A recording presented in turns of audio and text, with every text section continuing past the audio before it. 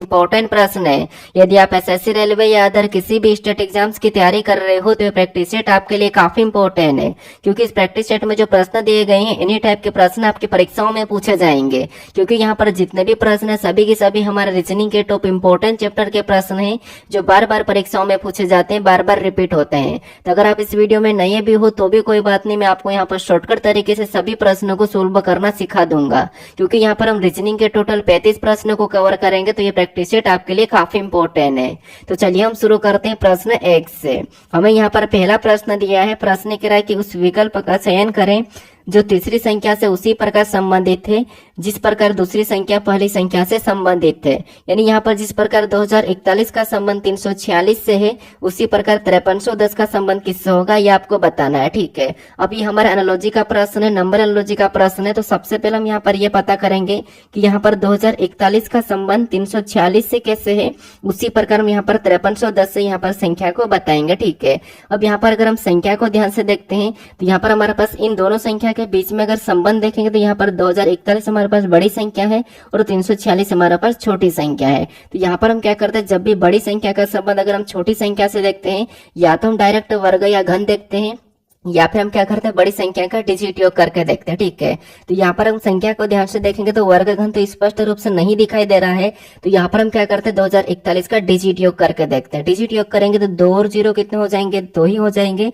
2 में 4 जोड़ेंगे तो 6 हो जाएंगे, 6 में 1 को जोड़ेंगे तो 7 हो जाएंगे। यानी कि 2041 का डिजिट योग कितना हो रहा है, 7 हो रहा है। ठीक है, अब यहाँ पर कितना लिखा, 346 लिखा, और यहाँ पर कितना लिखा, 7 लिखा है। यानी अगर इस 7 को ऐसा क्या करके यहाँ पर हमें 346 मिला। ठीक है, तो आपको अगर हम यहाँ पर क्या करते, इसका घन करते, 7 का घन कितना होता है, तो 7 का घन होता है 343 होता है। ठीक है, कितना होता है 343, और यहाँ पर कितना लिखा 346। यानी अगर हम इसमें वापस से और भी 3 प्लस कर देंगे तो यहाँ पर कितने हो जाएंगे, तो आपको यहाँ पर हमारे पास हो जाएंगे 346 हो जाएंगे। ठीक है, कितना हो जाएंगे 346। तो लॉजिक क्या मिला, डिजिट योग करके क्या करना है, जो संख्या आती है उसका घन करके 3 प्लस करना है।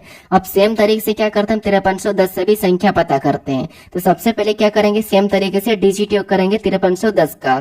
तो यहाँ पर डिजिट योग करेंगे तो 5 और 3 कितने हो जाएंगे, 8। 8 में 1 को जोड़ेंगे तो 9 हो जाएंगे, 9 में 0 को जोड़ेंगे तो 9 ही हो जाएंगे। तो इसका डिजिट योग कितना निकला है, 9 निकला है। ठीक है, अब डिजिट योग करके हमने यहाँ पर क्या किया था, घन किया था। तो यहाँ पर भी क्या करेंगे, सेम तरीके से घन करेंगे। अब 9 का घन कितना होता है, तो आपको पता होगा 9 का घन होता है 729। कितना होता है 729। जैसे हमने यहाँ पर क्या करा था, घन करके ने 3 प्लस किया था, तो यहाँ पर भी क्या करेंगे 3 प्लस करेंगे सेम तरीके से। तो यहाँ पर 729 में जब हम 3 को प्लस करेंगे तो यहाँ पर कितना हो जाएंगे, तो यहाँ पर हमारे पास हो जाएंगे 732 हो जाएंगे। कितना हो जाएंगे 732। तो जो प्रश्नवाचक चिन्ह यहाँ पर क्या होना चाहिए, 732 होना चाहिए।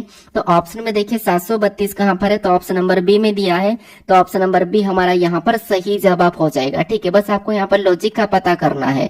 अब चलिए हम बढ़ते हैं प्रश्न 2 पे। अब 2 नंबर का प्रश्न दिया है। प्रश्न यहाँ पर कह रहा है कि उस शब्द युग्म का चयन कीजिए जिसमें दोनों शब्दों के मध्य वही संबंध है जो नीचे दिए गए शब्द युग्म के दोनों शब्दों के मध्य है। यानी यहाँ पर जिस प्रकार चिड़िया का संबंध घोंसला और घोंसला का संबंध चिड़िया से, ये दोनों का आपस में संबंध है, उसी प्रकार का संबंध किस विकल्प में, ये आपको बताना। ठीक है, तो ये भी हमारा एनालॉजी का ही प्रश्न है, लेकिन शब्द एनालॉजी का प्रश्न है। क्योंकि आपको पता है कि एनालॉजी 3 टाइप की बनती है परीक्षाओं में। पहले तो हमारे नंबर एनालॉजी की परीक्षाओं में बनती है, उसके बाद शब्द एनालॉजी की परीक्षाओं में पूछी जाती है, और लेटर एनालॉजी की भी परीक्षाओं में पूछी जाती है। तो जिस चैप्टर से भी प्रश्न बनते हैं वो सभी के सभी प्रश्नों को यहाँ पर मैंने ऐड किया हूँ। ठीक है, तो यहाँ पर देखिए सबसे पहले हम पता करते हैं कि यहाँ पर हमारे पास चिड़िया और घोंसला का आपस में संबंध क्या है।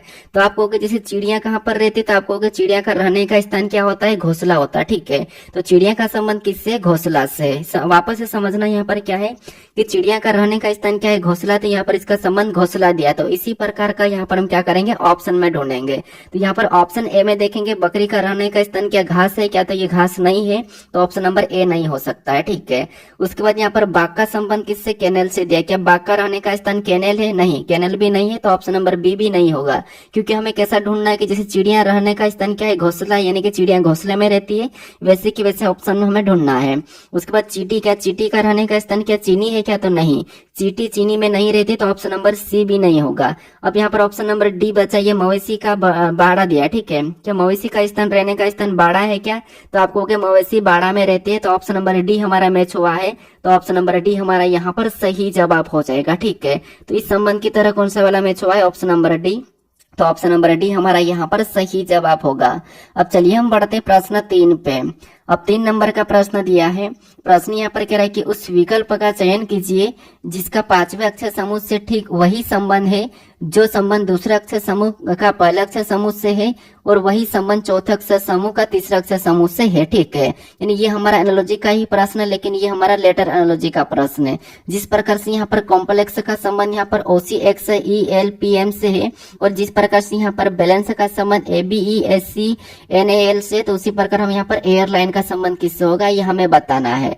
तो ये हमारे लेटर एनालॉजी, और लेटर एनालॉजी हम क्या करते हैं, एक एक लेटर को चेक करते हैं, या तो यहाँ पर माइनस हुआ होगा अल्फाबेट में, या फिर प्लस हुआ होगा, या फिर इनका विपरीत लिखा होगा, या फिर क्रॉस करके रिपीट करा होगा। ठीक, यहाँ पर कुछ भी कर सकता है। तो यहाँ पर अगर हम देखेंगे तो आप कहोगे जैसे यहाँ पर हमारे पास कॉम्प्लेक्स है, ठीक है, और इसका संबंध क्या है OCX ELPM से। ठीक है, मतलब जो कॉम्प्लेक्स में लेटर दिखाई दे रहे हैं वही के वही लेटर हमें यहाँ पर भी दिखाई दे रहे हैं। जो हमारे पास बैलेंस से दिखाई दे रहा है इसके जो लेटर है वही के वही लेटर हमें यहाँ पर भी दिखाई दे रहे हैं। इसका मतलब ये है कि यहाँ पर हमारे पास कहीं ना कहीं क्रॉसिंग मेथड है। ठीक है, तो यहाँ पर क्रॉसिंग मेथड कैसे, तो देखिए सबसे पहले अगर हम देखेंगे तो यहाँ पर CO है और यहाँ पर क्या है OC। इसका मतलब ये कि इनको क्या कर दिया, आपस में बदल दिया है। इनको आपस में बदलते कहाँ पर लिखा है, यहाँ पर लिखा है। अगर हम सेम हम यहाँ बैलेंस में देखेंगे तो यहाँ पर BA है और यहाँ पर AB। इसका मतलब ये कि इनको भी क्या करा, सामने वाले 2 लेटर को बदल दिया और यहाँ पर क्या करा, बदल के लिख दिया है। तो सेम तरीके से क्या करेंगे, यहाँ पर एयरलाइन में भी पहले 2 लेटर को हम बदल देंगे। तो पहले 2 लेटर को बदलेंगे तो हमारा I पहले आ जाएगा और A पीछे चले जाएगा, तो IA हो जाएगा। अगर हम IA ऑप्शन में चेक करते हैं तो केवल ऑप्शन नंबर A में दिया है, तो ऑप्शन नंबर A लगा के हम आगे बढ़ सकते हैं। ठीक है, लेकिन फिर भी हम यहाँ पर कंफर्म करते हैं। उसके बाद देखेंगे यहाँ पर क्या है, तो आप कहोगे उसके बाद यहाँ पर क्या लिखा, OC के बाद XE लिखा है।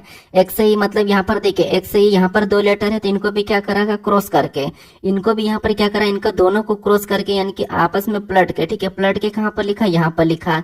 इधर भी देखेंगे तो यहाँ पर C, यहाँ पर क्या लिखा, EC लिखा। मतलब यहाँ पर भी क्या करा, लास्ट वाले 2 लेटर को पलट के यहाँ पर लिख दिया। ठीक है, लास्ट वाले 2 लेटर को पलट के इसमें लिखा है। तो सेम तरीके से यहाँ पर क्या करेंगे, लास्ट वाले इन 2 लेटर को पलट देंगे। ठीक है, इन 2 लेटर को पलट के हम क्या करेंगे, इसके पास लिख देंगे।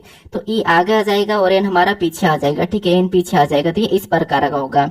उसके बाद और देखेंगे तो और देखिए यहाँ पर कहाँ पर, तो यहाँ पर MPL को क्या करा, इनको भी यहाँ पर आपस में उल्टा लिख दिया। ठीक है, मतलब LMP यहाँ पर क्या करा, यहाँ से इसको इसने उल्टा लिखा है और यहाँ पर लिख दिया पूरा की पूरा। ठीक है, पीछे।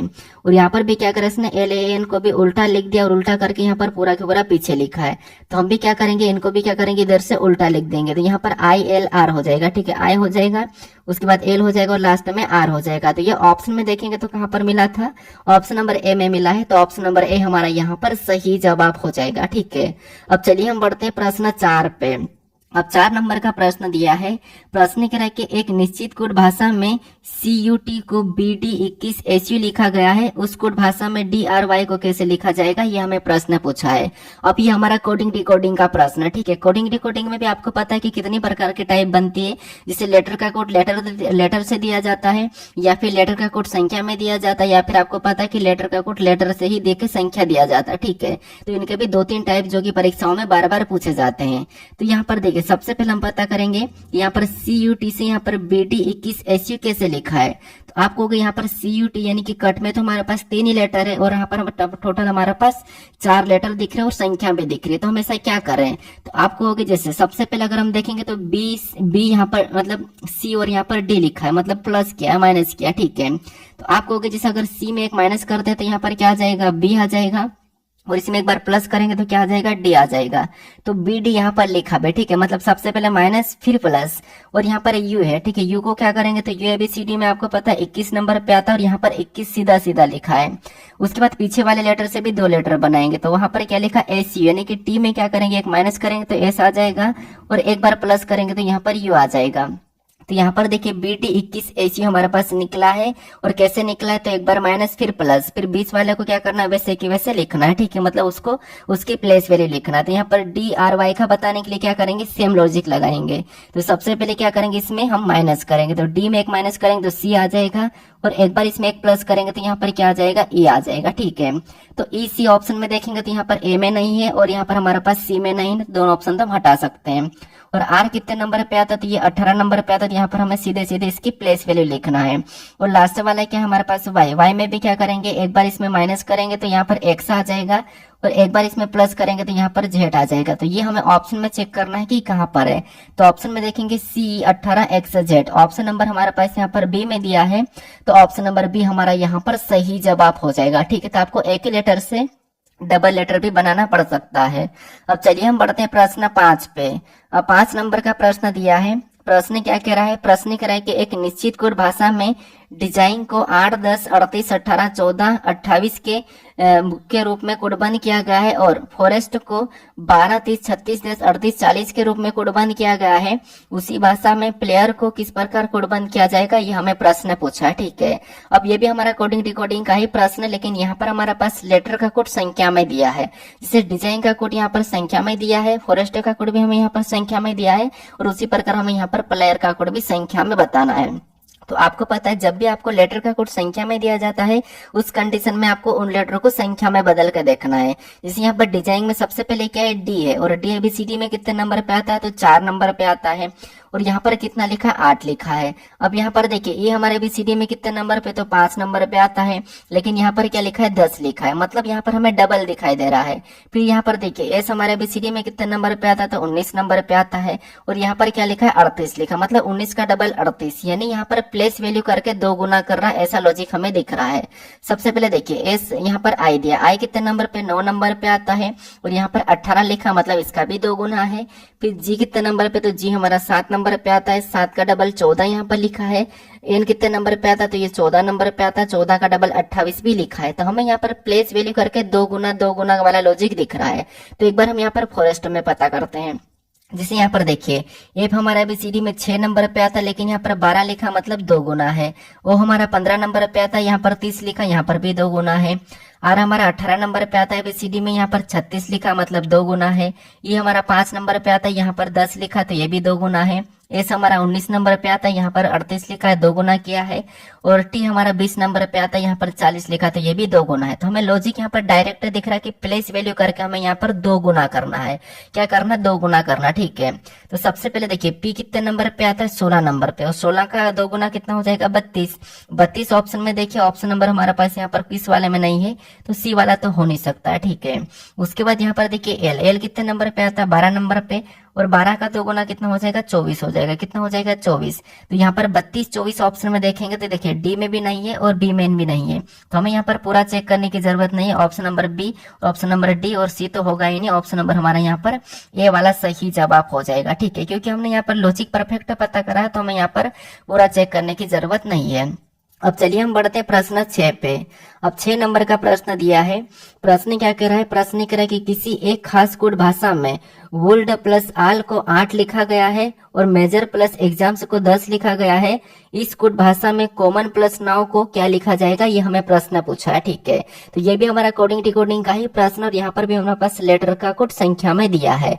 तो देखिए अब ये निर्भर करता है कि लेटर का कोड संख्या में किस प्रकार के दिया है। जैसे वहां पर हमारे पास देखिए इस प्रश्न में देखेंगे तो संख्या हमारे पास अलग अलग करके दी है, लेकिन यहाँ पर इकट्ठी संख्या दी है। अब संख्या बड़ी हो तो हम उस टाइप से सोल्व करेंगे, छोटी हो तो हम उस टाइप से सोल्व करेंगे। तो सबसे पहले अगर संख्या छोटी दिखे तो आपको लेटर को गिन के सोल्व करना है, और बड़ी दिखे तो क्या करना है, उनकी प्लेस वैल्यू करके जोड़ना है या फिर वर्ग या घन करके देखना है।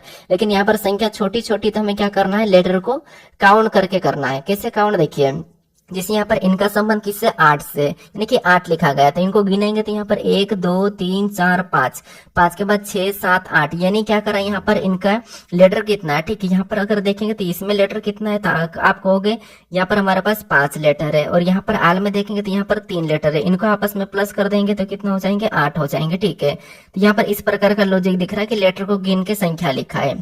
सेम तरीके से यहाँ पर गिनेंगे तो मेजर में भी 1 2 3 4 5, यहाँ पर गिनेंगे 1 2 3 4 5, तो यहाँ पर इसका कितना आ रहा है, तो आपको इसका 5 आ रहा है, और इसका कितना आ रहा है, इसका भी 5 आ रहा है। इनको प्लस कर देंगे तो यहाँ पर कितना हो जाएगा, 10 हो जाएगा, और 10 यहाँ पर लिखा और यहाँ पर 8 भी लिखा है। तो यहाँ पर हमें बस लेटर को गिन के बताना है। तो सेम तरीके से यहाँ पर कॉमन प्लस नाउ का बताएंगे।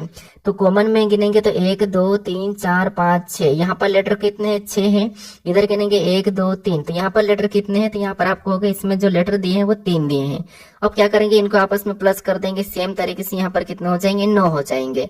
तो यहाँ पर जो हमारे पास आंसर क्या होना चाहिए, 9 होना चाहिए। तो ऑप्शन में देखिए 9 कहाँ पर है, ऑप्शन नंबर सी में दिया है, तो ऑप्शन नंबर सी हमारा यहाँ पर सही जवाब हो जाएगा। ठीक है, अब चलिए हम बढ़ते हैं प्रश्न 7 पे। अब 7 नंबर का प्रश्न दिया है। प्रश्न यहाँ पर कह रहा है कि निम्नलिखित श्रृंखला में अगली संख्या क्या होगी। यानी हमारे पास यहाँ पर संख्याओं की एक श्रृंखला श्रेणी दी है, इसी में एक प्रश्नवाचक चिन्ह दिया है। यहाँ पर कौन सी संख्या होगी ये आपको बताना, ठीक है। तो आपको पता है कि सीरीज के भी 3 टाइप के प्रश्न परीक्षाओं में बनते हैं, नंबर सीरीज, उसके बाद लेटर सीरीज और रिपीटेड सीरीज, जो कि क्या होती है, रिक्त स्थान वाले होते हैं, ठीक है। तो सभी टाइप के प्रश्न मैंने ऐड किया ताकि आप परीक्षाओं में किसी भी टाइप का प्रश्न पूछा जाएगा उसका आसानी से सोल्व कर लोगे, ठीक है। बाकी अगर आप इस चैनल पर नए हो तो दोस्तों चैनल को सब्सक्राइब कर लीजिए, वीडियो अगर अच्छा लगता हो तो वीडियो को लाइक कर दीजिए, ठीक है। बाकी आपने मुझे कहा था कि चैप्टर वाइज चाहिए, तो आपको 1 से 2 दिन में चैप्टर वाइज का वीडियो मिल जाएगा लगभग, क्योंकि मैंने लगभग भी तैयार कर लिया, आपको चैप्टर वाइज वीडियो भी देखने को मिलेंगे, ठीक है। तो यहाँ पर देखिए सबसे पहले क्या करेंगे, यहाँ पर हमारे पास संख्या वाली श्रृंखला है। तो संख्या वाली श्रृंखला में क्या करते हैं, संख्या को ध्यान से देखते हैं कि संख्या कैसे लिखी है। जैसे संख्या को ध्यान से देखें तो यहाँ पर 16 से 32 लिखा है, 32 से 64, 64 से 128, 128 से यहाँ पर प्रश्नवाचक चिन्ह और अगली संख्या 512 है। तो संख्या को अगर हम ध्यान से देखते हैं तो संख्या में 2 गुना होते हुए दिखाई दे रही। जैसे यहाँ पर देखिए 16 से 32 मतलब क्या हो रहा था, आपको 16 का 2 गुना। फिर 32 से 64 को देखेंगे तो यहाँ पर भी क्या हो रहा था, यहाँ पर 32 का 2 गुना 64, और 64 से 128 को देखेंगे तो यहाँ पर 64 का भी 2 गुना 128। तो यहाँ पर इस पैटर्न के हिसाब से यहाँ पर अगर हम संख्या बताना है तो हम क्या करेंगे, इस पैटर्न के हिसाब से 2 गुना ही करेंगे। तो 128 का 2 गुना कितना होता है, आप कहोगे 256 होता है। कितना होता है, 256, और 256 का 2 गुना करेंगे तो कितना हो जाएगा, 512 हो जाएगा। तो जो प्रश्नवाचक चिन्ह वहां पर क्या होगा, 256 होगा। तो ऑप्शन में देखेंगे तो ऑप्शन नंबर डी में दिया है, तो ऑप्शन नंबर डी हमारा यहाँ पर सही जवाब हो जाएगा, ठीक है। पैटर्न क्या था, 2 गुना 2 गुना 2 गुना। अब चलिए हम बढ़ते हैं प्रश्न 8 पे। अब 8 नंबर का प्रश्न दिया है। प्रश्न ग्रह की दी गई श्रृंखला में प्रश्नवाचक चिन्ह के स्थान पर कौन सा अक्षर समूह होगा। तो ये हमारी कौन सी लेटर सीरीज है, ठीक है। लेटर सीरीज में क्या होता है कि हमें यहाँ पर समूह में देखना होगा कि जैसे यहाँ पर इन लेटरों से ये कैसे लिखा, फिर ये कैसे लिखा, फिर ये कैसे लिखा, फिर हम अगले बताएंगे। क्योंकि मैंने पिछले वाले प्रैक्टिस सेट में आपको बताया था कि लेटर वाले प्रश्न को कैसे आसान तरीके से सोल्व करना। सबसे पहले हमें एक एक लेटर को देखना समूह में। जैसे यहाँ पर देखेंगे कि जे से आई कैसे लिखे, तो आपको जे से आई मतलब यहाँ पर -1 किया है। फिर आई से एच को देखेंगे तो यहाँ पर भी सी डी में 1 माइनस किया है। फिर एच से जी को देखें तो यहाँ पर भी 1 माइनस किया। तो अगला लेटर बताने के लिए हम क्या करेंगे, सेम तरीके से 1 माइनस कर लेंगे। तो जी 7 नंबर पे 1 माइनस करेंगे तो यहाँ पर 6 हो जाएगा, और 6 नंबर पे एफ आता है। अब आपको पता है कि एफ हमारा केवल एक ही ऑप्शन में दिया है, तो ऑप्शन नंबर ए लगा के हम आगे बढ़ जाएंगे। क्योंकि देखिए हमने परफेक्ट यहाँ पर पैटर्न पता करा, -1 और -1 करने पर यहाँ पर क्या होगा, एफ ही होगा। और ऑप्शन में दिया ही नहीं है, केवल एक ही ऑप्शन में दिया, तो हमें यहाँ पर पूरा चेक करने की जरूरत नहीं है। ऑप्शन नंबर ए यहाँ पर सही जवाब हो जाएगा। अब चलिए हम बढ़ते हैं प्रश्न 9 पे। चाहो तो आप पूरा चेक कर लेना, ठीक है। अब 9 नंबर का प्रश्न दिया है। प्रश्न यहाँ पर कह रहा है कि निम्नलिखित प्रश्न श्रृंखला में रिक्त पदों पर कौन से अक्षर होंगे। मतलब यहाँ पर हमारे पास एक प्रश्न दिया है, ठीक है। इस श्रृंखला में रिक्त पद यानी कि यहाँ पर रिक्त स्थान है, यहाँ पर कौन से लेटर होंगे ये आपको बताना है। तो बताइए यहाँ पर क्या हो सकता है। देखिए ऐसे प्रश्न को सोल्व करने के लिए मैंने आपको कल वाले प्रैक्टिस शीट में बताया था कि आपको सभी को गिन लेना है, रिक्त स्थान सहित आपको सभी को गिनना, फिर खंड बनाना। कैसे देखिए, इसे गिनेंगे तो 1 2 3 4 5 6 7 8 9 10 11 12 13 14 15, टोटल हमारे पास यहाँ पर 15 है। तो यहाँ पर हम क्या करेंगे, 3-3 या 5-5 में खंड बना सकते हैं, ठीक है। बाकी आप डायरेक्ट कोशिश करना कि 3 या 4 में डायरेक्ट खंड बना के आप कोशिश करना प्रश्न को सोल्व करने का। तो यहाँ पर हम क्या करते हैं, 3-3 में खंड बना देते हैं, ठीक है। तो ये मैंने क्या किया, यहाँ पर 3-3 में इसका खंड बना दिया। अब 3-3 में खंड बना दिया। अब हम यहाँ पर देखेंगे कि लेटर कहाँ पर कौन सा लिखा है। तो आप कहोगे सबसे पहले लेटर यहाँ पर आर लिखा है, और इधर सभी में क्या रिक्त स्थान है। अगर लास्ट में देखेंगे तो यहाँ पर आर लिखा है, यहाँ पर आर लिखा, यहाँ पर भी आर लिखा। अगर इन बाकी समूह में आर है, इसका मतलब यहाँ पर भी लास्ट में आर होना चाहिए। कहाँ पर, तो यहाँ पर आर होना चाहिए, उसके बाद यहाँ पर भी आर होना चाहिए, ठीक है। क्योंकि ये रिपीटेड सीरीज है तो सभी में आर है। बीच में देखेंगे तो यहाँ पर डी, यहाँ पर डी, यहाँ पर डी, इसका मतलब है कि यहाँ पर भी डी होना चाहिए, ठीक है। यहाँ पर भी आर से पहले डी होना चाहिए, और यहाँ पर भी आर से पहले क्या होना चाहिए, डी होना चाहिए। तो यहाँ पर भी हमने डी भर दिया। तो यहाँ पर आर डी आर, मतलब यहाँ पर भी आर को भर देंगे तो आर डी आर हो जाएगा, यहाँ पर भी आर को भर देंगे तो आर डी आर हो जाएगा, और यहाँ पर भी आर को भर देंगे तो आर डी आर, और यहाँ पर भी आर को भरेंगे तो आर डी आर। तो हमारे यहाँ पर सभी जोड़े समान बनना चाहिए। तो सभी जोड़े समान बने हैं, या फिर यहाँ पर प्लस और माइनस भी होता है, ठीक है, वो भी टाइप में ऐड करके करवा दूंगा, बस हम धीरे धीरे क्या करेंगे, लेवल बढ़ा लेंगे। तो यहाँ पर क्या है, आरडीआर है, यहाँ पर भी आरडीआर है, यहाँ पर भी आरडीआर, यहाँ पर भी आरडीआर, यहाँ पे आरडीआर, मतलब जोड़े समान बने, मतलब हमारी सीरीज सही है। तो सबसे पहले हमने यहाँ पर डी को भरा था, डी के बाद हमने आर को भरा, फिर हमने वापस से आर को भरा, फिर से हमने आर को भरा, फिर से हमने आर को भरा, मतलब यहाँ पर आर कितनी बार हो गया, 4 बार हो गया, ठीक है, आर 4 बार हो गया। फिर हमने डी को भरा, फिर वापस हमने 2 बार आर को और भरा, ठीक है। तो ये ऑप्शन में देखिए, ऑप्शन में देखेंगे डी 4 बार आर, तो डी 4 बार हमें ऑप्शन नंबर सी में दिया है, तो ऑप्शन नंबर सी हमारा यहाँ पर सही जवाब हो जाएगा, ठीक है। जो लेटर हमने भरे हैं उसे आपको ऑप्शन में चेक करना है। अब चलिए हम बढ़ते हैं प्रश्न 10 पे। अब 10 नंबर का प्रश्न दिया है, प्रश्न करें कि असंगत संख्या को छाटे। अब यहाँ पर आपको क्लासिफिकेशन यानी कि वर्गीकरण के प्रश्न देखने को मिलेंगे। बाकी आपको हर किसी प्रश्न को क्या करना है, वीडियो को रोक के सोल्व करना, ठीक है, क्योंकि बाकी तो मैं आपको यहाँ पर सोल्व करवाते हुए चल ही रहा हूँ। तो यहाँ पर देखिए, हमें यहाँ पर 4 संख्या दी है और यहाँ पर हमें क्या करना है, इसमें से एक असंगत है, उसका हमें चयन करना है। तो सबसे पहला तरीका अगर हम यहाँ पर देखते हैं तो हमें विषम सम संख्या दिखाई दे रही, तो ये हमारी सम संख्या है, ये भी सम संख्या है, और ये विषम संख्या, ये विषम संख्या, तो विषम 2 है और सम भी 2 है, तो हमें यहाँ पर विषम सम से तो अलग नहीं दिखाई दे रहा। डिजिट योग कर लेते, एक बार डिजिट योग करेंगे तो यहाँ पर देखिए, जैसे 1 और 3 को जोड़ेंगे तो 4, 4 में 1 2 को जोड़ेंगे तो यहाँ पर कितना हो रहा है, 6 हो रहा है, इसका डिजिट योग 6 हो रहा है। इनको जोड़ेंगे तो 7 और 1 8, 8 में 5 को जोड़ेंगे 13, 13 2 15, 15 3 18, यहाँ पर कितना हो रहा था, आपको हो गया 18 हो रहा है। उसके बाद यहाँ पर देखिए इसका कितना हो रहा है, 18 हो रहा है। देखिए 1 और 7 8, 8 5 13, 13 2 15, 15 3 18। उसके बाद यहाँ पर देखिए इसको देखेंगे, 3 और 1 को जोड़ेंगे तो कितने हो जाएंगे, 3 और 1 4, 4 में 6 को जोड़ेंगे 10, 10 में 4 को जोड़ेंगे तो यहाँ पर कितना हो रहा है, तो यहाँ पर आपको हो गया हमारे पास 10, 10 और 4 कितना हो रहा है, 14 हो रहा है, ठीक है। 14 के बाद इसको जोड़ेंगे तो 2 और 6 8, 8 में 8 को 16, 16 5 कितने हो जाएंगे, 21 हो रहे हैं, यहाँ पर 21 हो रहे हैं। तो यहाँ पर जोड़ने पर हमारे पास जो संख्या आ रही है वो अलग अलग आ रही है, ठीक है। तो यहाँ पर अगर हम ध्यान से देखते हैं संख्या को, तो क्या संख्या यहाँ पर विषम सम निकल के आ रही है, तो आपको हो गए 6 18 14 21, ये विषम सम निकल के आ रही है, ठीक है। तो इसमें से अलग हम कौन सा बता सकते हैं, तो हम 21 को बता सकते हैं।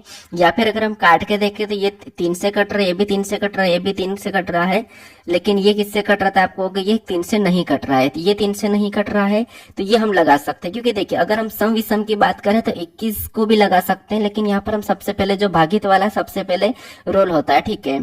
तो भाग देने पर अगर 3 से संख्या कटती है तो यहाँ पर देखिए 8 और 5 13, 13 और 13 और 5 कितने हो जाएंगे, 18 हो जाएंगे।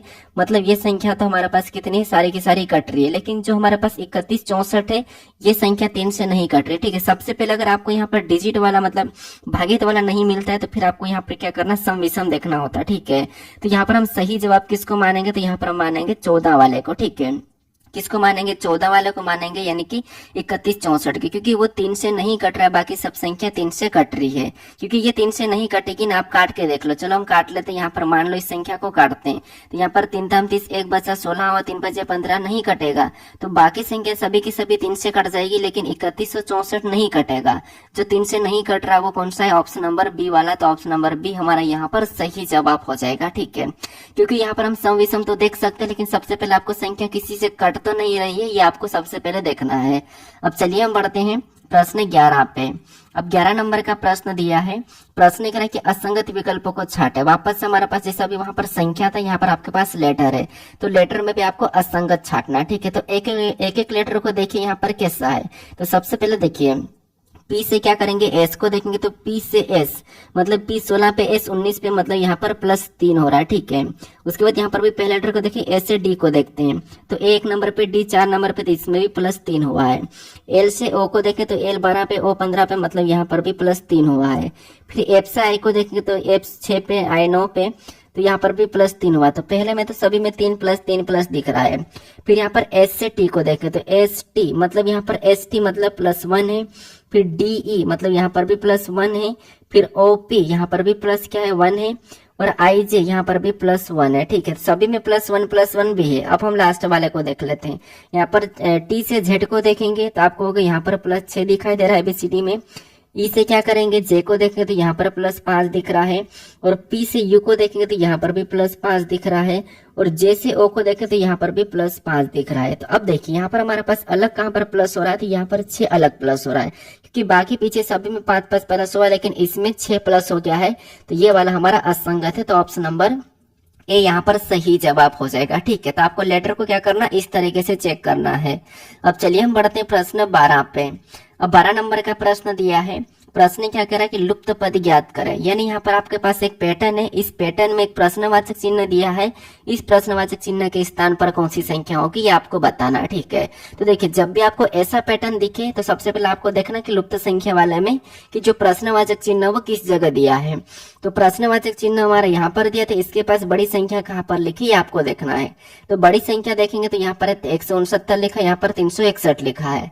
अब यहाँ पर क्या करेंगे कि जैसे इन दो संख्या को इसने ऐसा क्या करा कि यहाँ पर हमारे पास 169 लिखा है, और इन दो संख्या को भी सेम तरीके से ऐसा क्या किया कि यहाँ पर 361 लिखा। ठीक है, तो अगर हम संख्या को ध्यान से देखते हैं तो सीधा सीधा हमें वर्ग दिख रहा है। कैसा देखिए, जैसे यहाँ पर देखिए हम यहाँ पर इनको आपस में जोड़ देंगे, 6 और 7 को जोड़ेंगे तो कितने हो जाएंगे 13, और 13 का वर्ग कितना होता है, तो आप कहोगे 13 का वर्ग होता है 169, तो 169 यहाँ पर लिखा है। सेम लॉजिक नीचे देखिए, यहाँ पर 10 और 9 का आपस में जोड़ेंगे तो कितना हो जाएंगे 19 हो जाएंगे। कितना हो जाएंगे 19, और 19 का वर्ग कितना होता है, 19 का वर्ग होता है 361, तो 361 भी यहाँ पर लिखा है। तो इसी तरीके से क्या करेंगे, 8 और 3 को जोड़ेंगे और उसका वर्ग करके संख्या को बता देंगे। तो 8 और 3 कितना होते हैं, तो आपको होगा 8 और 3 को आपस में जोड़ेंगे तो 11 हो जाएंगे, और 11 का वर्ग सेम तरीके से करेंगे तो 11 का वर्ग कितना होता है, तो 11 का वर्ग 121 होता है, तो यहाँ पर क्या होना चाहिए 121 होना चाहिए। तो 121 ऑप्शन में देखिए कहाँ पर है, तो ऑप्शन नंबर डी में दिया है, तो ऑप्शन नंबर डी हमारा यहाँ पर सही जवाब हो जाएगा। ठीक है, बस आपको यहाँ पर पैटर्न में सेम लॉजिक लगाना है। अब चलिए हम बढ़ते प्रश्न 13 पे। अब 13 नंबर का प्रश्न दिया है। प्रश्न कह रहा है कि निम्नलिखित प्रश्न में दर्पण प्रतिबिंब बताइए। मतलब यहाँ पर आपके पास एक एमएन रेखा प्रतिबिंब दिया है, और यहाँ पर लेटर और संख्या देन का प्रतिबिंब इस साइड कैसा बनेगा ये आपको बताना। ठीक है, तो देखिए सबसे पहले इंपॉर्टेंट बात याद रखना, जब भी आपको प्रतिबिंब वाले प्रश्न को सोल्व करना है, फिर आकृति में किसी भी टाइप के प्रश्न को सोल्व करना है, आपको हमेशा प्रश्न में गलती निकाल के प्रश्न को सोल्व करना। ठीक है, तो आपका प्रश्न जल्दी सोल्व हो जाएगा। अब वो कैसे देखिए, जैसे ये हमारे पास क्या है एमएन रेखा। ठीक है, ये हमारे पास क्या एमएन रेखा है, और इनका प्रतिबिंब तो आपको पता है कि इस साइड बनेगा, क्योंकि एमएन रेखा ये हमारी दाएं ओर दी है, तो प्रतिबिंब इस साइड बनेगा। तो सबसे पहले किसका बनेगा, तो एल का बनेगा, क्योंकि जो लाइन में सबसे पहले खड़ा रहता है तो कोई चीज उसे पहले मिलती है। तो सेम तरीके से सबसे पहले यहाँ पर एल का बनेगा। अब सबसे पहले एल का बनेगा तो एल कैसा दिखाई देगा, इधर आके ऐसा दिखाई देगा। ठीक है, इधर आके ऐसा दिखाई देगा। तो अगर हम ऑप्शन में देखेंगे तो एल हमारे यहाँ पर ऊपर की ओर नहीं जाएगा। ठीक है, एल पलटेगा नहीं, इसलिए यहाँ पर ये वाला ऑप्शन तो हो नहीं सकता, सी वाला। अब दूसरे को देखिए, दूसरे में 8 पे तो कोई प्रभाव पड़ेगा नहीं, 8 तो वैसा की वैसा रहेगा। लेकिन यहाँ पर देखेंगे तो 8 हमारे पास देखिए जो मोटा वाला हिस्सा ऊपर और नीचे हो जाएगा। तो देखिए यहाँ पर ठीक है, यहाँ पर 5 का थोड़ी ना बनेगा, जहां पर एल के बाद क्या बन रहा 5 का प्रतिबिंब बन रहा, जबकि एल के बाद 8 का बनेगा, लेकिन यहाँ पर 5 का बन रहा, मतलब ऑप्शन नंबर बी भी नहीं होगा। उसके बाद यहाँ पर देखेंगे 5 का बनेगा, 5 कैसा दिखाई देगा, तो 5 हमारा कुछ इस टाइप से दिखाई देगा। ठीक है, कैसा इस टाइप से 5 हमें दोनों में दिखाई दे रहा। फिर हमारे यहाँ पर आर का बनेगा, आर कैसा बनेगा, कुछ इस टाइप से बनेगा। तो आर भी देखेंगे तो यहाँ पर आर नीचे की ओर झुक गया, आर का यहाँ पर वाटर प्रतिबिंब बता रहा, तो आर नीचे नहीं झुकेगा, 8 पलटेगा। तो ऑप्शन नंबर ए भी नहीं होगा। ठीक है, तो हमने यहाँ पर ऑप्शन एलिमिनेट कर दिया, ऑप्शन हमारे पास केवल एक ही बचा है, ऑप्शन नंबर डी। तो ऑप्शन नंबर डी हमारा यहाँ पर सही जवाब हो जाएगा। ठीक है, बस आपको गलती निकालना है और ऑप्शन एलिमिनेट करना है। क्योंकि देखिए अगर आप मान लो कि इसको पूरा बना के फिर आप पेंसिल में उस साइड पलटाते हैं, इतना तो आपके पास समय नहीं रहता है, क्योंकि एसएससी में उतना समय नहीं रहता। तो आपको पेन से पीस को वैसा की वैसा लिखना, फिर दाएं ओर पलटाना, जल के तो नीचे अपनी ओर पलटाना, ऐसा कुछ नहीं करने की जरूरत नहीं है। अगर मान लो आप इसको पलटा के देख भी लोगे, इसको तो लिख भी लोगे आप, लेकिन अगर आपको आकृति मिले तो वहां पर क्या करोगे। जैसे मैं आपको एक प्रश्न देता हूं कि आकृति मिलेगी तो कैसे बताओगे, जैसे ये भी प्रश्न सेम टाइप का प्रश्न है। प्रश्न करे निम्नलिखित प्रश्न आकृति का दर्पण प्रतिबिंब चुने, तो यहाँ पर भी आपको एमएन रेखा प्रतिबिंब बताना। तो अब बताइए कि आप इस आकृति को अपने पेज में बनाओगे क्या, नहीं, पेज में बनाना ही नहीं, हमें गलती देखना है। कैसे गलती देखना है, इस आकृति का प्रतिबिंब इस साइड बनेगा। अब इस साइड बनेगा तो सबसे पहले ये जो हिस्सा इसका बनेगा, ये इसका बनेगा, मतलब ये आकृति लाइन ऐसी जाएगी और यहाँ पर क्या हो जाएगा, काला वाला डॉट हो जाएगा। ठीक है, ये वाला ऐसा बनेगा। अगर ये डॉट सामने आ जाएगा इसका मतलब ये है कि ऑप्शन में देख लेते हैं। अब जिसे ऑप्शन में देखेंगे तो यहाँ पर तीर का निशान है। क्या तीर का निशान कहीं हमें यहाँ पर बनता हुआ दिखेगा बड़े वाले आकृति का? नहीं, क्योंकि है ही नहीं, क्योंकि ये निशान तो हमारा काला डॉट है, तो ये हो ही नहीं सकता है। उसके बाद यहाँ पर तीर का निशान उसी साइड जरा, तो ये भी नहीं हो सकता है। उसके बाद हम यहाँ पर देखेंगे तो डॉट वाला उस साइड ही है, उसी सेम है, तो सेम तो होगा ही नहीं ना, पलटेगा। तो देखिए केवल हमने जो मैच किया था, जो बनाया था, वो केवल हमें ऑप्शन नंबर डी में मैच हो रहा है। तो क्या आपको यहाँ पर पूरी आकृति बनाने की जरूरत है? नहीं, ऑप्शन नंबर डी हमारा यहाँ पर सही जवाब हो जाएगा। बस आप गलती निकालो, आपका प्रश्न आसानी से सोल्व हो जाएगा। चाहो तो आप इसको पेंच में बना के पलटा के देख लो, आपका ऑप्शन नंबर डी की तरह ही दिखाई देगा। अब चलिए हम बढ़ते हैं प्रश्न 15 पे। अब 15 नंबर का प्रश्न दिया है। प्रश्न लिख रहा है कि निम्नलिखित वर्गों में वेन आरेख कैसा बनेगा, यानी कि निम्नलिखित वर्गों में वेन आरेख कैसा बनेगा, यह हमें प्रश्न पूछा है। तो यहाँ पर हमें राजा दिया है, रानियां दिया और माताएं दिया है, रानियां और माताएं। तो इनका वेन आरेख कैसा बनेगा, यह हमें प्रश्न पूछा है। तो मैंने आपको बता रखा कि जब भी आपको वेन डायग्राम के प्रश्न को सोल्व करना है तो एक एक शब्द का डायग्राम बनाना है, आपका प्रश्न आसानी से सोल्व हो जाएगा। तो मान लो यहाँ पर हम राजा को भी जानते, रानिया को भी जानते और माता को भी जानते हैं, ठीक है, माताएं को भी हम जानते हैं। लेकिन कंफ्यूज हो जाते हैं काफी सारे स्टूडेंट, तो आपको यहाँ पर क्या करना है, एक एक शब्द का डायग्राम बनाना है। तो मान लो यहाँ पर हम क्या करते हैं, सबसे पहले मान लो यहाँ पर हम राजा का डायग्राम बना लेते हैं। तो ये हमने क्या किया, राजा का डायग्राम बना लिया, ठीक है। यहाँ पर हमने क्या किया, राजा का डायग्राम बनाया। उसके बाद अब हम यहाँ पर क्या करेंगे, दूसरे शब्द का बनाएंगे, जो कि हमें यहाँ पर दिया रानियां और माताएं। तो आप किसी का भी बना सकते। तो मान लो भी हम यहाँ पर क्या करते हैं, रानिया का बनाते हैं। अब रानिया का डायग्राम बनाने से पहले आपको ये देखना है कि जो हमने अभी राजा का डायग्राम बनाया, क्या इनका रानिया से कोई संबंध है या नहीं है। तो आप कहोगे कि राजा और रानिया का आपस में, राजा मतलब राजा की रानी होती है, लेकिन राजा और रानी का आपस में कोई सा एग्जैक्ट संबंध नहीं है, ठीक है, क्योंकि रानियां अलग होती है और राजा अलग होते हैं। तो यहाँ पर रानी का डायग्राम कैसा बनेगा, राजा से अलग बन जाएगा। कैसा बन जाएगा, राजा से अलग बन जाएगा। उसके बाद यहाँ पर हम क्या करेंगे, तीसरे शब्द का बनाएंगे, जो कि हमें यहाँ पे माता। अब माताएं का डायग्राम बनाने से पहले आपको यह देखना है कि जो हमने अभी राजा और रानिया का डायग्राम बनाया, कि इनका माताएं से कोई संबंध है या नहीं है। तो आप कहोगे कि देखिए माताएं क्या राजा हो सकती है, नहीं, राजा नहीं, माताएं रानियां हो सकती है, लेकिन राजा नहीं, राजा तो पुरुष होते हैं। तो इसीलिए यहाँ पर राजा का तो स्पष्ट रूप से कोई संबंध नहीं है, माताएं और राजा का कोई संबंध नहीं है, लेकिन रानिया का है, क्योंकि माताएं रानियां होती है। लेकिन सारी की सारी माता रानियां होती है क्या, नहीं, कुछ माताएं रानियां होती है, कुछ माताएं रानियां नहीं भी होती है। तो इसीलिए यहाँ पर हम सारी की सारी माताएं रानी होती ये नहीं बनाएंगे, हम यहाँ पर कुछ बनाएंगे, क्योंकि सारी होती नहीं ना, कुछ होती। तो यहाँ पर माताएं का डायग्राम भी यहाँ पर रानिया का कुछ हिस्सा हो जाएगा, क्योंकि कुछ माताएं रानी हो सकती है और कुछ रानियां माता भी हो सकती है, ठीक है। तो इसलिए यहाँ पर कुछ कुछ। तो डायग्राम हमारा कैसा बनेगा, कुछ इस टाइप से बनेगा ये वाला। तो डायग्राम ऑप्शन में देखेंगे तो ऑप्शन नंबर हमारे पास यहाँ पर बी में दिया है, तो ऑप्शन नंबर बी हमारा यहाँ पर सही जवाब हो जाएगा, ठीक है। ये हमारा कुछ कुछ वाला हिस्सा जो है वो रानिया और माताएं का और बाकी ये राजा का है, ठीक है। तो ऑप्शन नंबर बी हमारा यहाँ पर सही जवाब हो जाएगा। अब चलिए हम बढ़ते हैं प्रश्न 16 पे। अब 16 नंबर का प्रश्न दिया है, ये वेन डायग्राम का ही दूसरी टाइप का प्रश्न, ठीक है। अब प्रश्न कह रहा है कि निम्नलिखित वेन आरेख 3 अलग अलग स्थानों का दौरा करने वाले परिवारों की संख्या को दर्शाता है। जो हमारा वेन आरेख है 3 अलग अलग स्थानों को दौरा करने वाले परिवारों को दर्शाता है, ठीक है। मतलब 3 आरेख, जैसे कोई श्रीनगर का कर रहा है, कोई शिमला का कर रहा है, तो कोई गंगटोक का कर रहा है, ठीक है, इनका दौरा कर रहा है। तो यहाँ पर हमें प्रश्न जो नीचे करा है उस पर ध्यान देना, ठीक है। तो प्रश्न करा कि श्रीनगर, शिमला और गंगटोक में से कम, यहाँ पर क्या करा है, में से कम 2 स्थानों का दौरा करने वाले परिवारों की संख्या कितनी है। मतलब कम से कम 2 स्थानों को दौरा करने वाला। तो 2 कम से कम का मतलब क्या होता है कि कम से कम 2 या 2 से अधिक होना चाहिए, उससे कम नहीं। तो अगर हम यहाँ पर 9 की बात करें तो ये केवल श्रीनगर में दौरा कर रहा है, 14 की बात करें तो केवल शिमला और 21 की बात करें तो केवल गंगटोक, क्योंकि हमें कम से कम 2 स्थानों का दौरा करने वाला, ठीक है। कम से कम का मतलब क्या है, 2 तक, और 2 से कम नहीं, लेकिन 2 से ज्यादा हो सकता है। तो यहाँ पर बाकी 7 को देखेंगे तो ये गंगटोक और श्रीनगर का कर रहा है, 22 को देखेंगे तो शिमला और श्रीनगर का कर रहा है, और 5 को देखेंगे तो यहाँ पर गंगटोक और शिमला का कर रहा है, और 15 को देखेंगे तो ये भी तीनों को कर रहा है, मतलब 2 से ज्यादा ही कर रहा है, तो इसको भी ले लेंगे।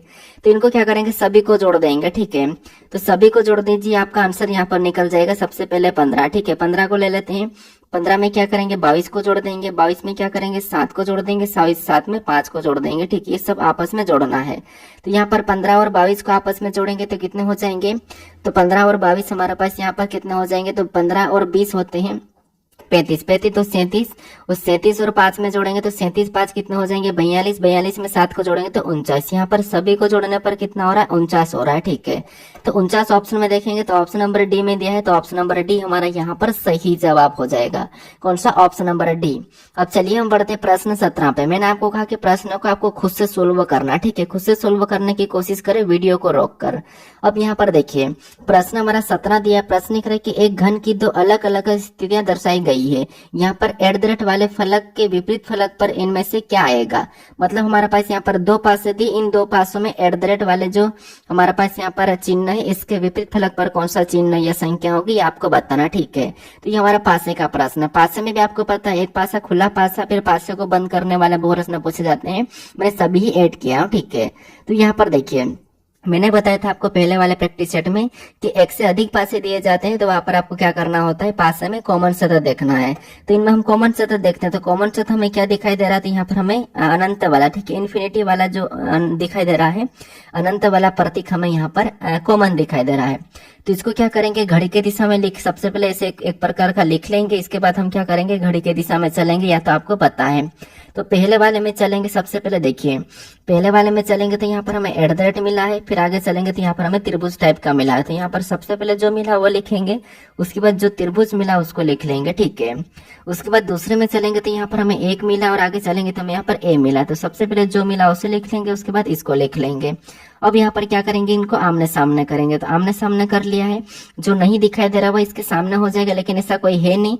लेकिन हमें यहाँ पर बाकी का किसका पूछा था, तो आपको @ का पूछा था, और @ के सामने 1 है, तो @ का जो विपरीत हो जाएगा वो क्या हो जाएगा, 1 हो जाएगा। ठीक है, क्योंकि यहाँ पर हमें कॉमन का पूछा है नहीं ना, कॉमन का पूछा होता तो फिर हम ऑप्शन से लगाते हैं, लेकिन कॉमन का नहीं पूछा, @ का 1 है, 1 का @ है। यहाँ पर त्रिभुज का A है, 1 का त्रिभुज है। ठीक है, तो यहाँ पर @ का क्या निकला, हमारे पास 1 निकला है। तो एक ऑप्शन में देखेंगे तो ऑप्शन नंबर बी में दिया है, ऑप्शन नंबर बी हमारा यहाँ पर सही जवाब हो जाएगा। ठीक है, अब चलिए हम बढ़ते हैं प्रश्न 18 पे। अब 18 नंबर का प्रश्न दिया है।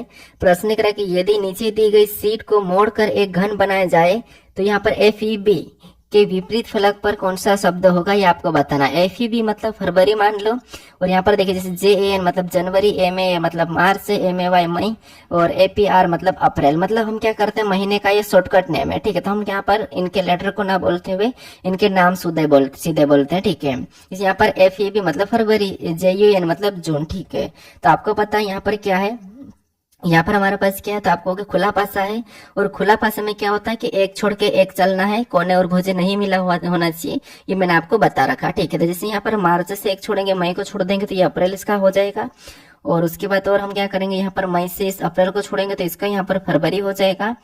उसके बाद एक और हमारा क्या है, जनवरी। ठीक है, जनवरी को यहाँ पर बाकी सबको छोड़ेंगे तो ये आ जाएगा। ठीक है, तो यहाँ पर सभी के कोने और भुजे मिले हुए नहीं है। हमें यहाँ पर फरवरी का पूछा, और फरवरी का विपरीत क्या निकल रहा है, तो आपको फरवरी का मई निकला और मई का फरवरी निकला। ठीक है, यहाँ पर हमने विपरीत सभी का निकाला है। तो मई ऑप्शन में देखिए कहाँ पर है, तो मई देखेंगे तो ऑप्शन नंबर सी में दिया है, तो ऑप्शन नंबर सी हमारा यहाँ पर सही जवाब हो जाएगा। ठीक है, अब चलिए हम बढ़ते हैं प्रश्न 19 पे। अब 19 नंबर का प्रश्न दिया है। प्रश्न क्या कह रहा है, प्रश्न करके प्रश्न में दिए गए खुले हुए घन को मोड़ने पर निम्नलिखित में से कौन सी आकृति बन सकती है। मतलब प्रश्न में दिए गए खुले हुए घन को मोड़ने पर निम्नलिखित में से कौन सी आकृति बन सकती है, हमें प्रश्न पूछा है। मतलब यहाँ पर हमारे पास ये खुला पासा, ठीक है, ये हमारे पास खुला पासा, इस खुला पासा को बंद करेंगे तो किस प्रकार की आकृति बन सकती है, ये हमें प्रश्न पूछ रहा है। तो आपको पता है सबसे पहले तो हम खुले पासे में विपरीत निकालेंगे, फिर विपरीत निकालने के बाद फिर हम देखेंगे कौन सा बन रहा है और कौन सा नहीं बन रहा है। तो विपरीत कैसे निकालते हैं, अभी बताया कि एक छोड़ के एक चलना। जैसे M से N को छोड़ेंगे तो आ जाएगा, तो यहाँ पर M का क्या है, तो M का विपरीत क्या है, तो आप कहोगे M का O निकला है। ठीक है, यहाँ पर M का क्या निकला, O निकला है। उसके बाद और देखें, यहाँ से P से क्या करेंगे, Q को छोड़ेंगे तो यहाँ पर R है, तो यहाँ पर P का विपरीत क्या निकल रहा है, तो P का विपरीत R निकल रहा है। ठीक है, P का क्या निकला है, तो P का विपरीत R निकला, तो यहाँ पर ये एक दूसरे के विपरीत है। उसके बाद बचा हमारे पास यहाँ पर Q और N, तो ये भी एक दूसरे के विपरीत हो जाएंगे। तो Q का विपरीत क्या हो जाएगा, N, और N का Q हो जाएगा। ठीक है, तो ये एक दूसरे के विपरीत है। अब हम यहाँ पर क्या करते हैं, इनको देखते हैं। जैसे आपको पता है कि ये एक दूसरे के विपरीत है, एम और ओ भी आपस में विपरीत है, पी आर विपरीत है, क्यू एन विपरीत है। तो विपरीत हमेशा एक छिपा हुआ रहता है और कोई एक दिखाई देता है, विपरीत हमेशा छिपे हुए रहते हैं। तो अगर आपको पासे पे एम दिखाई देगा तो ओ नहीं दिखाई देगा, ओ दिखाई देगा तो एम नहीं दिखाई देगा, पी दिखाई देगा तो आर नहीं दिखाई देगा, आर दिखाई देगा तो पी नहीं दिखाई देगा, क्यू दिखाई देगा तो एन नहीं दिखाई देगा, एन दिखाई देगा तो क्यू नहीं दिखाई देगा। अब प्रश्न में बोल रहे कि कौन सी आकृति बन सकती है, तो बनने वाली कौन होगी कि कोई इसका विपरीत छिपा होगा, विपरीत एक साथ दिखाई देंगे, वो नहीं बनेगा। ठीक है, तो ऑप्शन में देखिए, जैसे यहाँ पर देखें कि क्यू का विपरीत क्या है, एन है, तो ये आपस में दोनों की दोनों विपरीत है और ये एक साथ दिखाई दे रहे, तो विपरीत तो नहीं दिखाई देना चाहिए, तो ये पासा नहीं बनेगा। ठीक है, अगर प्रश्न पूछता कि नहीं बन सकता तो फिर हम इसको लगा सकते, लेकिन हमें प्रश्न कहा है कि बन सकता है। ठीक है, उसके बाद यहाँ पर ओ का विपरीत क्या है, एम है, और ओ और एम एक साथ दिखाई दे रहे, क्योंकि विपरीत हमेशा छिपे हुए रहते हैं और ये एक साथ दिखाई दे रहे, तो ये भी नहीं होगा। ठीक है, तो ऑप्शन नंबर बी भी नहीं बनेगा। ऑप्शन नंबर सी को देखिए, एन का विपरीत क्या है, तो एन का क्यू है, एन का क्यू है, तो ये भी विपरीत एक साथ दिखाई दे रहे, तो ये भी नहीं बन सकता है, क्योंकि ये भी विपरीत एक साथ दिखाई दे रहे हैं। ऑप्शन नंबर डी को चेक करते हैं, पी का विपरीत क्या है, आर है, तो आर नहीं दिखाई दे रहा, तो ये ठीक है। एन का विपरीत क्यू है, तो क्यू नहीं दिखाई दे रहा, तो ठीक है। ओ का एम है, तो एम भी नहीं दिखाई दे रहा है, तो यहाँ पर इनके विपरीत नहीं दिखाई दे रही, इसका मतलब ये है कि ये पासा बन सकता है। ठीक है, कौन सा, ऑप्शन नंबर डी वाला बन सकता है, तो ऑप्शन नंबर डी हमारा यहाँ पर सही जवाब हो जाएगा। अब चलिए हम बढ़ते हैं प्रश्न 20 पे। अब 20 नंबर का प्रश्न दिया है, प्रश्न कह रहा है कि दी गई आकृति में कितने त्रिभुज है, यानी इस आकृति में कितने त्रिभुज है ये आपको बताना है। ठीक है, तो देखिए सबसे पहले तो आपको ट्रिक पता होगी तो आप आसानी से यहाँ पर जल्दी सोल्व कर लोगे, नहीं तो नहीं कर पाओगे। क्योंकि देखिए ट्रिक मैंने क्या बताया था कि आपको मान लो ऐसी आकृति मिले, ऐसी आकृति मिले और इसमें एक लाइन खींची हुई मिले, तो यहाँ पर क्या करते हैं, कॉलम में संख्या लिखते हैं 1, उसके बाद 2, और क्या करते हैं, इन दोनों को प्लस कर देंगे, तो यहाँ पर कितने हो जाएंगे, तो आपको 3 हो जाएंगे। तो इस आकृति में कितने, तीन त्रिभुज है। इस प्रकार का मैंने ट्रिक बताया था, ऐसी बड़ी वाली आकृति मिले फिर भी आपको ऐसे ही सोल्व करना है। तो अगर यही वाली लॉजिक लगा दे तो ऐसी वाली आकृति हमें यहाँ से दिख रही है, किसी यहाँ से, तो इसमें कितने हो जाएंगे, तो आपको यहाँ पर 3 होना चाहिए, कितना होना चाहिए, 3। और वैसी की वैसी आकृति हमें यहाँ से बनती हुई दिखाई दे रही, कहाँ से, यहाँ से। अगर ये यहाँ से बन रही तो इसमें भी कितना होना चाहिए, तो 3 होना चाहिए, कितने, 3। उस सेम आकृति हमें यहाँ से भी ये वाली बनती हुई दिखाई दे रही, इतनी पूरी वाले, तो यहाँ पर भी कितने होना चाहिए, तो इसमें भी 3 होना चाहिए, तो यहाँ पर भी 3। उसके बाद और हमारे पास इसी से यहाँ पर एक जॉइन में आकृति और बनती हुई दिखाई दे रही, तो अगर ऊपर वाले में 3 है तो इसमें भी कितना होना चाहिए, 3 होना चाहिए। और ऐसी कैसी सामने से भी यहाँ से बनती हुई दिखाई दे रही, यहाँ पर ये वाले, ठीक है, कौन सी, ये वाले, तो इसमें भी कितना होना चाहिए, तो यहाँ पर भी 3 होना चाहिए, तो इसमें भी 3 होना चाहिए। तो सभी को अगर देखेंगे तो 3 और 3 6, 3 9 12 15, यहाँ पर टोटल हमारे पास कितने हो रहे हैं, तो अभी तक सभी को देखने पर हमारे पास यहाँ पर 15 हो रहे हैं। तो 15 तो हमें 3 में निकल गए। क्या आपको और भी यहाँ पर एक्स्ट्रा बनता हुआ दिखाई दे रहा, तो हाँ दिखाई दे रहा। अभी हमारे एक यहाँ से ये वाला, उसके बाद यहाँ से ये बड़ा वाला बनता हुआ दिखाई दे रहा, ठीक है, ये वाला, और इधर से भी हमें सेम इसके सामने भी ये बड़ा वाला बनता हुआ दिखाई दे रहा है। 2 हमें और एक्स्ट्रा दिख रहे हैं, तो क्या करेंगे, 2 को क्या करेंगे, इसमें प्लस कर देंगे। 2 को प्लस कर देंगे तो यहाँ पर कितने हो जाएंगे, 17 हो जाएंगे। तो यहाँ पर इस आकृति में कितने त्रिभुज है, 17 त्रिभुज है। क्या आपको और भी कहीं दिखाई दे रहा है, तो अभी हमें नहीं दिखाई दे रहा है। तो 17 ऑप्शन में देखेंगे तो ऑप्शन नंबर ए में दिया है, ऑप्शन नंबर ए हमारा यहाँ पर सही जवाब हो जाएगा, ठीक है। अब चलिए हम बढ़ते हैं प्रश्न 21 पे। अब 21 नंबर का प्रश्न दिया है, प्रश्न क्या कह रहा है, प्रश्न कह रहा है कि कितने आयत है, यानी कि इस आकृति में कितने आयत है ये आपको बताना, ठीक है। बाकी आपको इस क्लास का पीडीएफ चाहिए तो पीडीएफ में टेलीग्राम चैनल पर दे दूंगा, आप वहां से जाके इसे डाउनलोड कर सकते हो, ठीक है। पीडीएफ आप जरूर डाउनलोड करना, क्योंकि अगर आप पीडीएफ अपने मोबाइल में रखोगे तो क्या है कि आप कभी भी खोल के प्रश्न को फटाफट प्रैक्टिस कर सकते हो, ठीक है। क्योंकि पीडीएफ यहाँ पर आपको एकदम से जो बेस्ट प्रश्न उनकी बनी हुई, तो आपको पीडीएफ डाउनलोड करके रखना चाहिए। तो टेलीग्राम चैनल आप, मैं डिस्क्रिप्शन में लिंक दे दूंगा, वहां से आप ज्वाइन करके डाउनलोड कर लेना, ठीक है। तो यहाँ पर देखिए सबसे पहले क्या है कि हमको यहाँ पर आयत पूछा, तो आयत में क्या होता है कि आपको पता है, मैंने कॉलम में संख्या लिखने के लिए कहता हूँ और वहां पर क्या करता हूँ, उनका गुणा करने का। तो यहाँ पर कॉलम में संख्या लिखेंगे, इधर से देखिए इसमें हॉरिजॉन्टल और ये होता है वर्टिकल होता है, तो इधर हम क्या करेंगे, इधर से कॉलम में संख्या लिखें तो ये पहला कॉलम है और ये हमारा दूसरा कॉलम है। सेम तरीके से ऊपर से लिखेंगे तो ये हमारा पहला है, ये हमारा दूसरा है, ये हमारा तीसरा, ये हमारा चौथा है। ऊपर से 4 कॉलम है, लेकिन इधर नीचे से हमारे पास कितने, 2 कॉलम है। अब ऐसा करने के बाद आपको पता है कि हम क्या करते हैं, सभी को जोड़ देते हैं। तो इधर इन दोनों को जोड़ देंगे तो कितने हो जाएंगे, इनको आपस में प्लस करेंगे तो 1 और 2 3 हो जाएंगे, कितना हो जाएंगे, 3। और इधर प्लस करेंगे तो यहाँ पर कितने हो जाएंगे, तो आपको होगा यहाँ पर 1 और 2 3, 3 6 6 4 10। यहाँ पर सभी को जोड़ने पर 10 हो रहे हैं।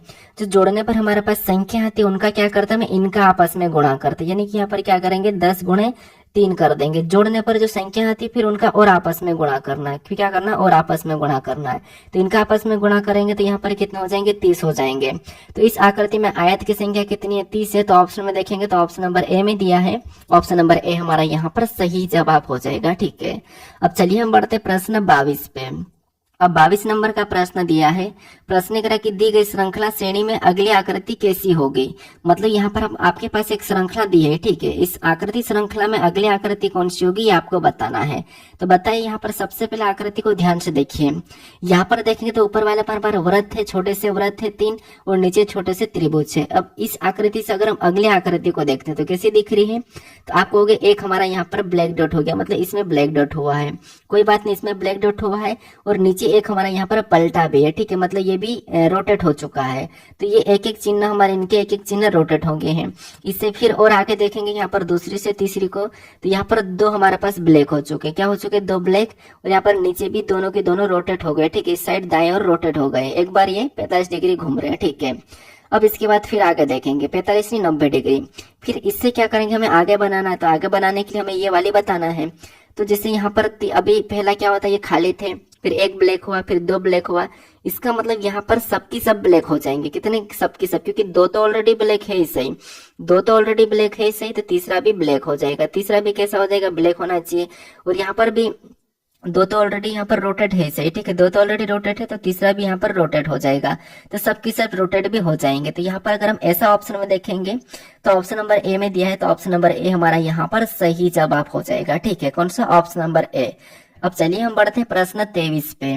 अब 23 नंबर का प्रश्न दिया है।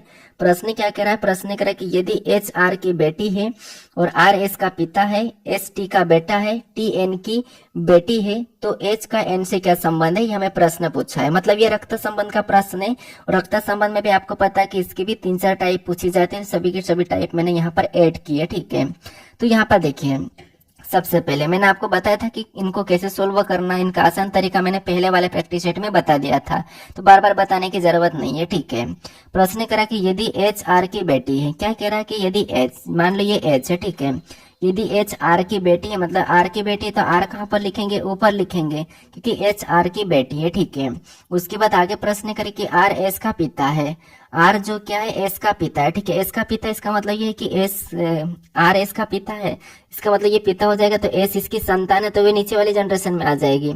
तो आर एस का पिता है, ठीक है, पिता है, तो हमने यहाँ पर प्लस लगा लिया। फिर आगे प्रश्न कह रहा है कि एस टी का बेटा है, एस जो क्या है, टी का बेटा है। अब एस अगर टी का बेटा, टी कहाँ पर लिखा जाएगा, ऊपर लिखा जाएगा। अगर एस टी का बेटा, ठीक है, अगर एस टी का बेटा, इसका मतलब ये है कि ये इसकी भी तो संतान है, तो ये पति पत्नी हो जाएंगे। अब ये अगर आदमी है तो ये पत्नी होनी चाहिए, औरत होना चाहिए, ये पति पत्नी हो गए। ठीक है, फिर आगे प्रश्न पूछ रहा है कि टी एन की बेटी है, जो टी है एन की बेटी, एन की बेटी, इसका मतलब ये है कि एन कहाँ पर लिखेंगे, और ऊपर लिखेंगे, कि टी एन की बेटी है, तो ये टी एन की बेटी दिखाई दे रही है। अब प्रश्न पूछ रहा है कि तो एच का एन से क्या संबंध है, मतलब एच का एन से क्या संबंध है, यानी कि एन का एच क्या लगेगा। ठीक है, मैंने कहा कि आपका उससे क्या संबंध है, तो आपको हो गया मैं उसका भाई या बहन हो। ठीक है, वैसे की वैसे एच का इससे क्या संबंध है, यानी कि एच का एन से क्या संबंध है, जहां पर भी से लगा वहां से उल्टा बताना है। तो एन का एच क्या लगेगा, तो एन कहाँ पर है, यहाँ पर है। अब एन यहाँ पर है और एच यहाँ पर है। ठीक है, तो इसका क्या संबंध है, तो यहाँ पर देखिए, इससे एन की ये बेटी है, और बेटी की कौन है, ये किसकी संतान, अगर बेटी की ये भी कौन है, बेटी है, तो ये बेटी की बेटी है, मतलब अपनी बेटी की बेटी अपनी क्या लगती है, तो अपनी बेटी की बेटी अपनी क्या लगती है, तो आपको हो गया पोती लगती है। लेकिन ऑप्शन में देखेंगे तो भांजी भतीजी तो लगती नहीं है, बेटी तो लगती नहीं, बहू भी नहीं लगती है, तो बेटी की बेटी सीधा सीधा ऑप्शन कह रहा है, तो ऑप्शन नंबर ए हमारा यहाँ पर सही जवाब हो जाएगा। ठीक है, कौन सा, ऑप्शन नंबर ए। अब चलिए हम बढ़ते प्रश्न 24 पे। अब 24 नंबर का प्रश्न दिया है। यहाँ पर क्या कह रहा, प्रश्न करा कि यदि एल प्लस एम का अर्थ है कि एल एम का पिता है, और एल गुणे एम का अर्थ है कि एल एम की माता है, और एल माइनस एम का अर्थ है कि एल एम का भाई है, तो निम्नलिखित में से कौन सा व्यंजन यह निरूपित करता है कि ए बी का चाचा या फूफा है, ए बी का चाचा या फूफा है, ठीक है। तो हमें यहाँ पर ऑप्शन से ढूंढना है। ऑप्शन से कैसे ढूंढना है, तो यहाँ पर देखिए सबसे पहले हम यहाँ पर देखेंगे इन दोनों में रिलेशन क्या है। ऑप्शन ए को चेक, मतलब बी वाला है ऑप्शन, इसको चेक कर रहे हैं हम, ठीक है। तो यहाँ पर माइनस का चिन्ह है, और माइनस का अर्थ क्या है कि यहाँ पर देखिए एन माइनस एम का अर्थ है, यहाँ पर एन माइनस एम का अर्थ है, ठीक है। यहाँ पर माइनस का अर्थ क्या कहा है, सबसे पहले इसे समझिए कि एल माइनस एम का अर्थ है कि एल एम का भाई है। यहाँ पर क्या है, एल एम का भाई है, तो यहाँ पर भी ए बी का भाई हो जाएगा। यहाँ पर क्या हो जाएगा, ए बी का भाई हो जाएगा, तो यहाँ पर हम ए बी का भाई बनाते हैं, ए बी का भाई है, ठीक है। फिर आगे इनमें प्लस का चिन्ह है, और प्लस का अर्थ क्या कहा कि एल प्लस एम का अर्थ है कि एल एम का पिता है। यहाँ पर क्या है, एल एम का पिता है, तो यहाँ पर भी बी सी का पिता हो जाएगा। बी क्या हो जाएगा, सी का पिता हो जाएगा, तो बी सी का पिता मतलब सी नीचे आएगा और ये पिता हो जाएगा, तो ये पिता है, ठीक है। अब यहाँ पर हम देखते हैं कि जैसे प्रश्न ने क्या कहा कि ए बी का चाचा या फूफा होना चाहिए। ए जो बी का चाचा या फूफा होना चाहिए, ए बी का चाचा या फूफा होना चाहिए। तो यहाँ पर मिल रहा है क्या, तो नहीं मिल रहा है। देखिए यहाँ पर ए बी का क्या है, तो आपको हो गया भाई है, चाचा या फूफा नहीं है, ए बी का भाई है। तो ऑप्शन नंबर ए वाले से, मतलब ऑप्शन नंबर ये जो बी वाला है इससे तो नहीं हुआ है। हम इस वाले ऑप्शन को चेक करते दूसरे नंबर वाले को, ठीक है। अब दूसरे में भी देखेंगे तो यहाँ पर क्या है, माइनस का अर्थ है, यानी कि ए माइनस सी का अर्थ है। तो हमें देखना होगा कि जैसे एल माइनस एम का अर्थ है कि एल एम का भाई है, तो यहाँ पर भी क्या हो जाएगा, ए सी का भाई हो जाएगा, सॉरी ए सी का भाई हो जाएगा, ठीक है, क्योंकि यहाँ पर भी वही संबंध है। तो ए क्या हो जाएगा, सी का भाई हो जाएगा। अब यहाँ पर प्लस का अर्थ है, तो प्लस का अर्थ क्या कह रहा है, तो आपको क्या प्लस का अर्थ क्या कहता है, अभी हमने देखा था कि एल प्लस एम का अर्थ है कि एल एम का पिता है, एल एम का पिता, तो यहाँ पर भी सी बी का पिता हो जाएगा। सी क्या हो जाएगा, बी का पिता हो जाएगा, तो बी कहाँ पर लिखेंगे, नीचे लिखेंगे, और सी इसका पिता हो जाएगा, ठीक है। अब हमें यहाँ पर देखना वापस से हमें क्या दिखाई दे रहा है, तो ये बी है, बी का कौन है, ये पिता है, और पिता का कौन है, ये भाई है। मतलब बी का ये ए चाचा है, बी का कौन है, एक बी का ए कौन है, चाचा है। क्योंकि हमें यहाँ प्रश्न में कहा कि निम्नलिखित में से कौन सा व्यंजन निरूपित करता है कि ए बी का चाचा या फूफा है। तो चाचा हमें दिख रहा है, तो कौन सा वाला मैच हो रहा है, तो ये जो ऑप्शन नंबर ए लिखा हुआ है, ठीक है, ये वाला मैच हो रहा है, क्योंकि यहाँ पर दिख रहा है कि बी का ए कौन है, चाचा या फूफा है। तो ऑप्शन नंबर ये ए वाला हमारा यहाँ पर सही जवाब हो जाएगा, ठीक है। तो हमें यहाँ पर समीकरण डायरेक्ट पता करना था कि जो कहा रखा वो किस समीकरण में है। अब चलिए हम बढ़ते प्रश्न 25 पे। अब 25 नंबर का प्रश्न दिया है। प्रश्न करें कि 4 व्यक्तियों के परिवार में केवल एक संतान है, ठीक है, 4 व्यक्तियों के परिवार में केवल एक संतान है। यहाँ पर क्या कह रहा है, देखिए अब कह रहा है कि बी ए की पत्नी है, जैसे ये बी है, ठीक है, बी क्या है, इसका कहना कि यहाँ पर बी है, ठीक है, बी क्या है, तो ए की पत्नी है, तो ए की पत्नी है मतलब ये ए हो जाएगा, ये बी हो जाएगा, बराबर का चिन्ह लगाए, बी ए की पत्नी, तो ये पत्नी और ये फिर पति हो जाएगा। तो बी ए की पत्नी है और डी की बेटी है, बी ए की पत्नी और डी की बेटी है, तो डी कहाँ पर लिखेंगे, ऊपर लिखेंगे, तो ये डी की कौन है, बेटी है। यदि सी ए की बेटी है, क्या कह रहा है, यदि सी ए की बेटी है, तो ए की बेटी कौन हो जाएगी, सी हो जाएगी, तो सी कौन है, ए की बेटी है। तो यहाँ पर करेंगे तो सी डी से किस प्रकार संबंधित है, सी डी से किस प्रकार संबंधित, यानी कि जहां पर भी से लगा वहां से उल्टा बताना है, यानी कि डी का सी क्या लगेगा, तो आपको हो गया ये कौन है, इसका डी का बी कौन है, बेटी है, और ये कौन है, बेटी की, ये भी कौन है, बेटी है। तो अपनी बेटी की बेटी वापस से मैंने क्या कहा था, अभी आपने हमने प्रश्न सोल्व किया था, क्या लगती है, तो पोत्र लगती है, तो पोत्र या फिर नातिन या बेटी या बेटी। तो अपनी बेटी की बेटी अपनी बेटी पोत्र नहीं लगती, ठीक है, वो क्या लगती है, नातिन लगती है। क्या लगती है, नातिन लगती है। तो ऑप्शन नंबर बी हमारा यहाँ पर सही जवाब हो जाएगा, अपनी बेटी की बेटी अपनी नातिन लगती है, ठीक है। तो ये भी उसी टाइप का था। अब चलिए हम बढ़ते प्रश्न 26 पे। अब 26 नंबर का प्रश्न दिया है। प्रश्न में यहाँ पर कथन दिया और उसके यहाँ पर निष्कर्ष दिया था। सबसे पहले आपको कथन को सत्य मानना है, कथन को समझना है, फिर उसके बाद उसके बारे में निष्कर्ष क्या कह रहा है ये आपको देखना है, ठीक है। तो सबसे पहले कथन को समझिए। जैसे यहाँ पर कथन क्या कह रहा है, पहला कथन कह रहा है कि सभी कार है, यानी कि ये कार है, ठीक है, ये सभी की सभी क्या है, अपने आप में कार है। अब इसका ये कहना है कि सभी की सभी कार है, क्या है, पक्षी है, ठीक है, जितनी भी कार है सभी की सभी पक्षी। तो यहाँ पर हम कार को क्या करेंगे, पक्षी के अंदर बना लेंगे, वो ये क्या है, पक्षी है। आप ये मत कहना कि सभी कारें पक्षी कैसे हो सकती है, बस हमें कथन कह रहा है तो उसको सत्य मान के सुनना है। अब उसके बाद दूसरा देखिए, दूसरा कह रहा है कि कुछ पक्षी, यहाँ पर कुछ पक्षी क्या है, पौधे हैं। अब कुछ पक्षी पौधे, तो ठीक है, हम यहाँ पर कुछ पक्षी को पौधे बना लेते हैं, तो यहाँ पर मैं पौधे लिख लेता हूँ, ठीक है। उसके बाद तीसरे को देखिए, तीसरा क्या करा कि सभी पौधे क्या है, पत्ते हैं। अब जितने भी पौधे हैं सभी के सभी क्या है, पत्ते हैं, तो यहाँ पर मैं पत्ते में बना लेता हूँ, ठीक है, पत्ते में, तो ये पत्ते का मैं ये वाला ले लेता हूँ। अब यहाँ पर प मतलब पत्ते और पो मतलब पौधे, ठीक है। तो सभी क्या है, सभी के सभी पौधे पत्ते, तो वो भी हमने बना लिया। अब इसके बारे में निष्कर्ष क्या कह रहा है, हमें ये देखना है। तो यहाँ पर पहला निष्कर्ष क्या कह रहा है कि कुछ पक्षी कारें हैं। क्या आपको यहाँ पर कुछ पक्षी कारें दिखाई दे रही है? तो हमें यहाँ पर कुछ पक्षी कारें स्पष्ट रूप से दिखाई दे रही है। तो आप कहोगे अभी तो हमें यहाँ पर कुछ पक्षी कारें नहीं दिखाई दे रही है, ठीक है, लेकिन हो सकती है।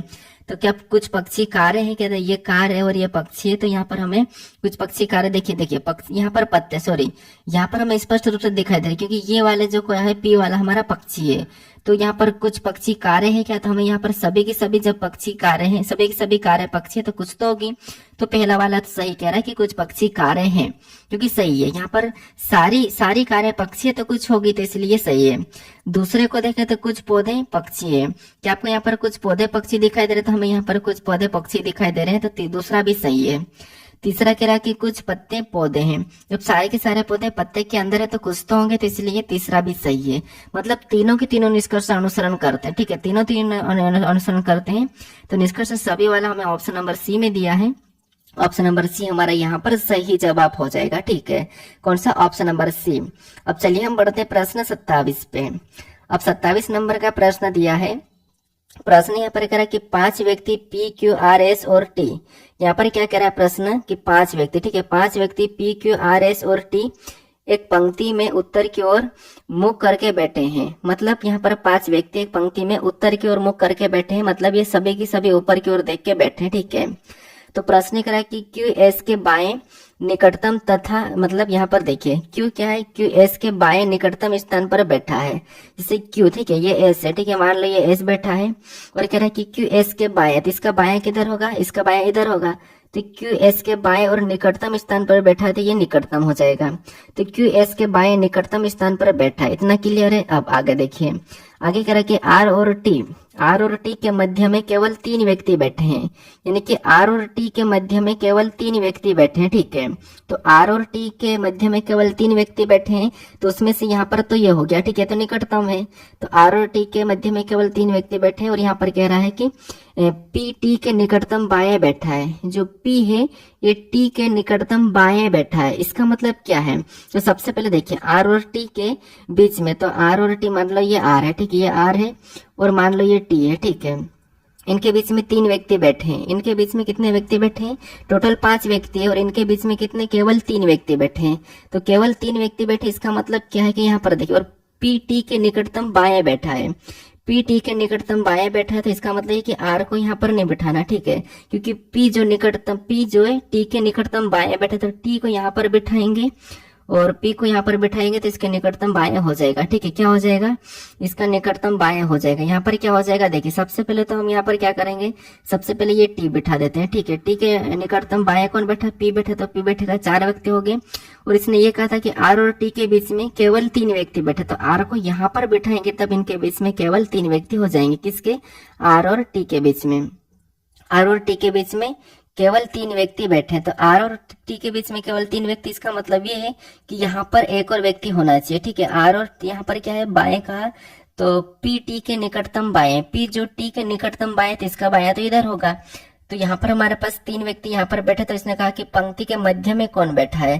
तो इसका मतलब ये है कि यहाँ पर पी और इनका स्थान बदल के यहाँ पर क्या आ जाएगा, क्योंकि इसका स्थान यहाँ पर बीच में अगर देखा जाए, क्योंकि यहाँ पर हमें कहा नहीं, देखिए आर और टी के बीच में कहा, और आर और टी के बीच में तो हमें 3 व्यक्ति लाना था, लेकिन यहाँ पर 2 ही दिखाई दे रहे हैं। और मान लो अगर हम टी को ले भी आएंगे, तो यहाँ पर क्यू एस के बाएं निकटतम पर बैठा है, ठीक है, निकटतम स्थान पर बैठा है क्यू एस के बाएं, क्यू एस के बाएं, तो ये भी सही है। तो फिर यहाँ पर प्रश्न में हमें क्या करा था कि पी टी के निकटतम बाएं बैठा, तो ये भी पी टी के निकटतम बाएं बैठा है, ये भी सही है। और टोटल हमारे पास व्यक्ति भी 5 ही है। तो बीच में जो हमारे पास निकल के आ रहा है वो कौन आ रहा है? तो बीच में यहाँ पर देखिए पी टी के निकटतम बाएं बैठा है और पंक्ति के मध्य में कौन बैठा है? तो पंक्ति के मध्य में देखा जाए तो हमें यहाँ पर क्यू दिखाई दे रहा है। कौन दिखाई दे रहा है? क्यू दिखाई दे रहा है, क्योंकि यहाँ पर हमारे पास जो प्रश्न में अगर ऐसा देखा जाए तो 3 व्यक्ति बीच में आ ही नहीं सकता। अगर आपको यहाँ पर ये कहता कि आर और पी के बीच में कहता तब हम मानते, ठीक है। तभी यहाँ पर हमारे पास क्यू निकल रहा है, तो ऑप्शन नंबर हमारे यहाँ पर सी वाला सही जवाब होना चाहिए, ठीक है। हालांकि इस प्रश्न को मैं वापस से चेक कर लूंगा। अब चलिए हम बढ़ते हैं प्रश्न 28 पे। अब 28 नंबर का प्रश्न दिया है। प्रश्न क्या कह रहा है यहाँ पर देखिए, प्रश्न में कह रहा है कि मयंक अपने कार्यालय से होटल की ओर चला, ठीक है, मतलब ये दिशा दूरी का प्रश्न है। तो सबसे पहले दिशा का आप समझ लीजिए, यहाँ पर ऊपर की ओर क्या होता है, उत्तर होता है, और नीचे की ओर दक्षिण होता है, और राइट में पूर्व होता है, और लेफ्ट में पश्चिम होता है, ठीक है, ये दिशा है। अब प्रश्न क्या कह रहा है, यहाँ पर प्रश्न के हिसाब से हमें सोल्व करना। प्रश्न कह रहा है कि मयंक अपने कार्यालय से होटल की ओर चला, ठीक है, अपने कार्यालय से होटल की ओर चला, और उसने उत्तर में 10 किमी वाहन चलाया। मतलब मान लो ये यहाँ से चला, ठीक है, यहाँ से चलना शुरू किया, और उसने उत्तर में क्या करा, 10 चला, मतलब उत्तर ऊपर है तो यहाँ पर 10 किलोमीटर वाहन चलाया। उसके बाद वहां से वह दाया मुड़ा और 8 किलोमीटर गया। मतलब यहाँ से इधर गया, मतलब दाया इधर होता, तो यहाँ पर कितना 8 चला है। फिर क्या करा, फिर वह दाया मुड़ा और 6 किमी चला। फिर ये नीचे और आया, दाया मतलब नीचे आएगा, क्योंकि दाया इसका नीचे हो जाएगा इस साइड, तो यहाँ पर कितना चला, 6 चला है। उसके बाद फिर से वह दाया मुड़ा और 5 किलोमीटर जाकर अपने होटल पहुंच गया। अब ये इधर से यहाँ रहा था, और यहाँ से वापस इसने फिर से दाया मुड़ा, मतलब इस साइड मुड़ेगा, इस साइड मुड़ेगा, तो यहाँ पर कितना इसने चला, 5 चला है, ठीक है, कितना 5 चला, और यहाँ पर पहुंच गया, मतलब ये होटल पहुंच गया, ठीक है, और ये इसका कार्यालय है, तो होटल पहुंच गया है। अब प्रश्न करें कि उसके कार्यालय से होटल की सबसे छोटी दूरी क्या होगी। सबसे छोटी दूरी क्या होगी, इसका मतलब ये है यहाँ पर इसकी कार्यालय से ये वाली दूरी क्या होगी, ये हमें बताना है। तो ये वाली दूरी बताने के लिए आपको पता है कि यहाँ पर हमें क्या करना होगा। सबसे पहले तो देखिए, सबसे पहले हम इस डिस्टेंस को देखेंगे, तो यहाँ पर ये 6 है, ठीक है, अगर यहाँ पर 6 है और ये टोटल 10 है, 10 है तो 6, तो ये वाली, तो यहाँ से 6 वापस आ गया, तो यहाँ पर कितनी बचेगी, 4 बचेगी, क्योंकि ये 6 तो ये नीचे वापस आ गया था, ठीक है। और ये वाली दूरी देखेंगे तो ये वाली दूरी कितनी हो जाएगी, तो ये यहाँ से ये इतना 5 आ गया था, तो अगर ये 8 है तो ये भी पूरी 8 होना चाहिए, लेकिन 8 में से 5 आ गया, इसका मतलब ये वाली दूरी कितनी है, तो ये वाली दूरी 3 है। आपको पता है यहाँ पर दूरी निकालने के कर्ण बराबर वर्ग वाला हम वो पाइथागोरस प्रमेय लगाते हैं, ठीक है। तो 4 का वर्ग कितना होता है, 16 होता है, और 3 का वर्ग कितना, 9 होता है। इनको आपस में जोड़ देंगे तो कितना हो जाएंगे, 25, और 25 किसका वर्ग है, तो 25 5 का वर्ग है, तो ये वाली जो दूरी वो कितनी हो जाएगी, 5 किलोमीटर हो जाएगी।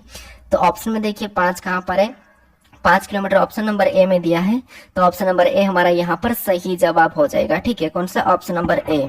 अब चलिए हम बढ़ते हैं प्रश्न 29 पे। अब 29 नंबर का प्रश्न दिया है। प्रश्न यहाँ पर कह रहा है कि अगर यहाँ पर त्रिभुज का अर्थ प्लस और वर्ग का अर्थ माइनस और त्रिभुज का अर्थ गुना, तो यहाँ पर कह रहा है कि जैसे और यहाँ पर वृत्त का अर्थ क्या है, तो भागित है।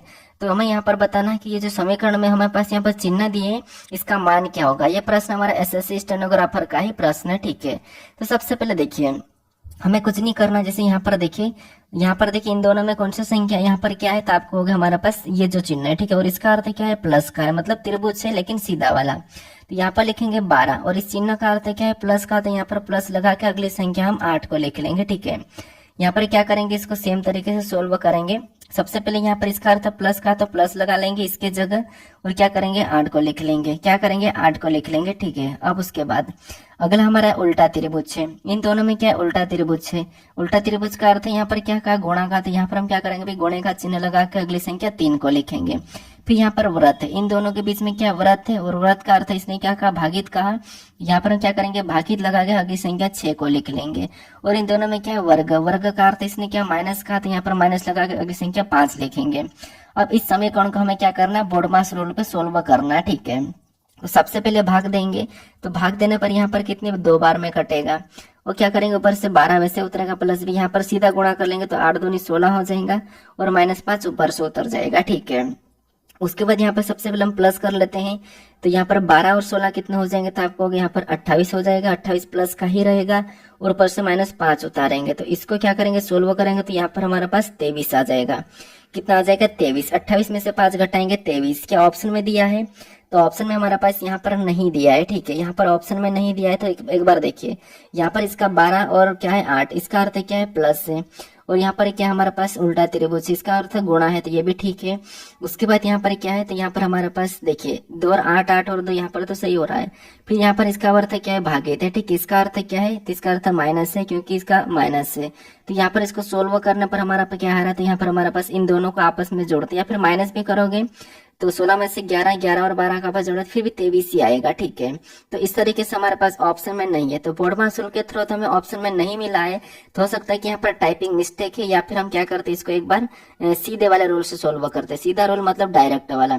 डायरेक्ट है क्या, इनको प्लस करेंगे, इनको प्लस करेंगे तो कितना हो जाएंगे, तो 12 मतलब कितना हो जाएंगे, इनको आपस में जोड़ देंगे तो आपस में जोड़ देंगे तो हमारे पास यहाँ पर 20 हो जाएंगे, और 20 को 3 गुना करेंगे। ठीक है, तो 20 3 यहाँ पर 3 गुना डायरेक्ट में लिखता हूँ, यहाँ पर मैं डायरेक्ट लिखता हूँ 60 लिख देता हूँ। ठीक है, तो यहाँ पर 20 का 3 गुना 60, और 60 में क्या करेंगे, 60 में क्या करेंगे, यहाँ पर 6 से भाग देंगे। ठीक है, 6 से भाग देंगे, ऊपर से -5 उतारेंगे, तो यहाँ पर भाग देंगे तो 10 बार में जाएगा, 10 में से क्या करेंगे, 5 को माइनस करेंगे, -5 उतारा तो माइनस करेंगे, तो यहाँ पर 5 आना चाहिए, तो 5 भी नहीं आ रहा, तो इसका मतलब ये है कि यहाँ पर कहीं ना कहीं हमारा यहाँ पर ऑप्शन क्या है, तो आप कहोगे ऑप्शन मैच नहीं हो रहा। ठीक है, यहाँ पर समीकरण को सोल्व करने पर हमारा पास 23 आ रहा, तो यहाँ पर आप इसे 23 कर लीजिए, और ऑप्शन नंबर ए हमारा यहाँ पर सही जवाब हो जाएगा। ठीक है, अब चलिए हम बढ़ते हैं प्रश्न 30 पे।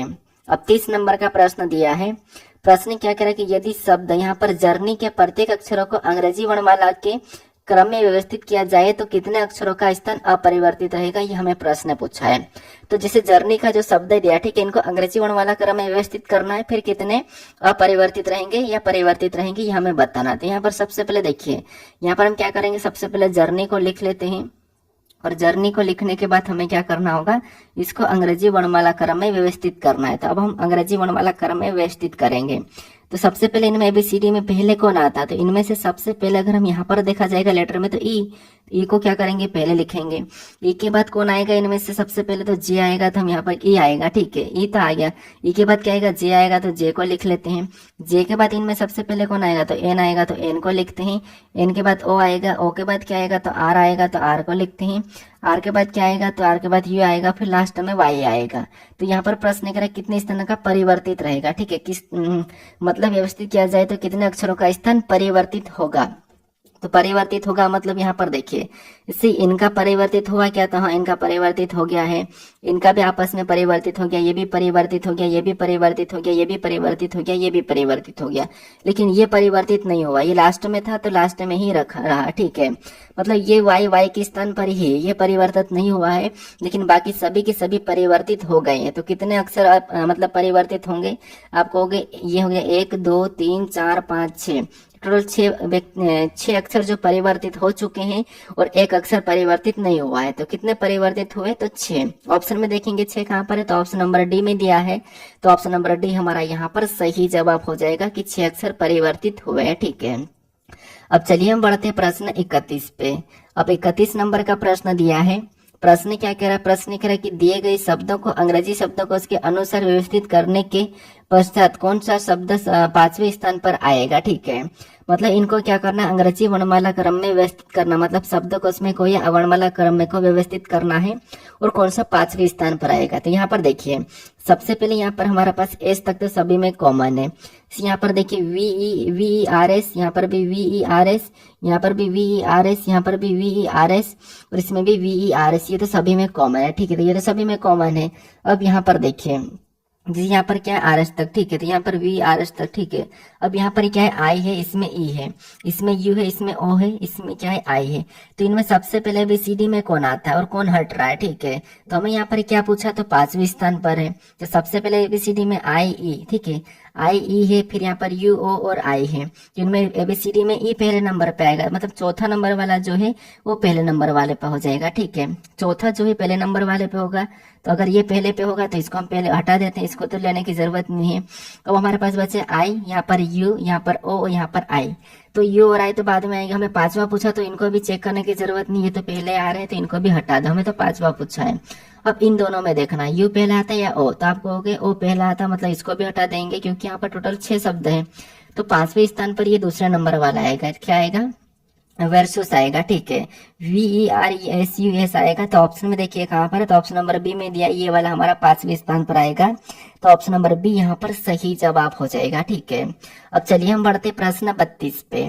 अब 32 नंबर का प्रश्न दिया है। यहाँ पर प्रश्न करें कि कागज के एक टुकड़े को मोड़ाने का क्रम और मोड़े गए कागज को जिस तरह से काटा गया है उसके निम्नलिखित प्रश्न आकृति में दिखाया गया है।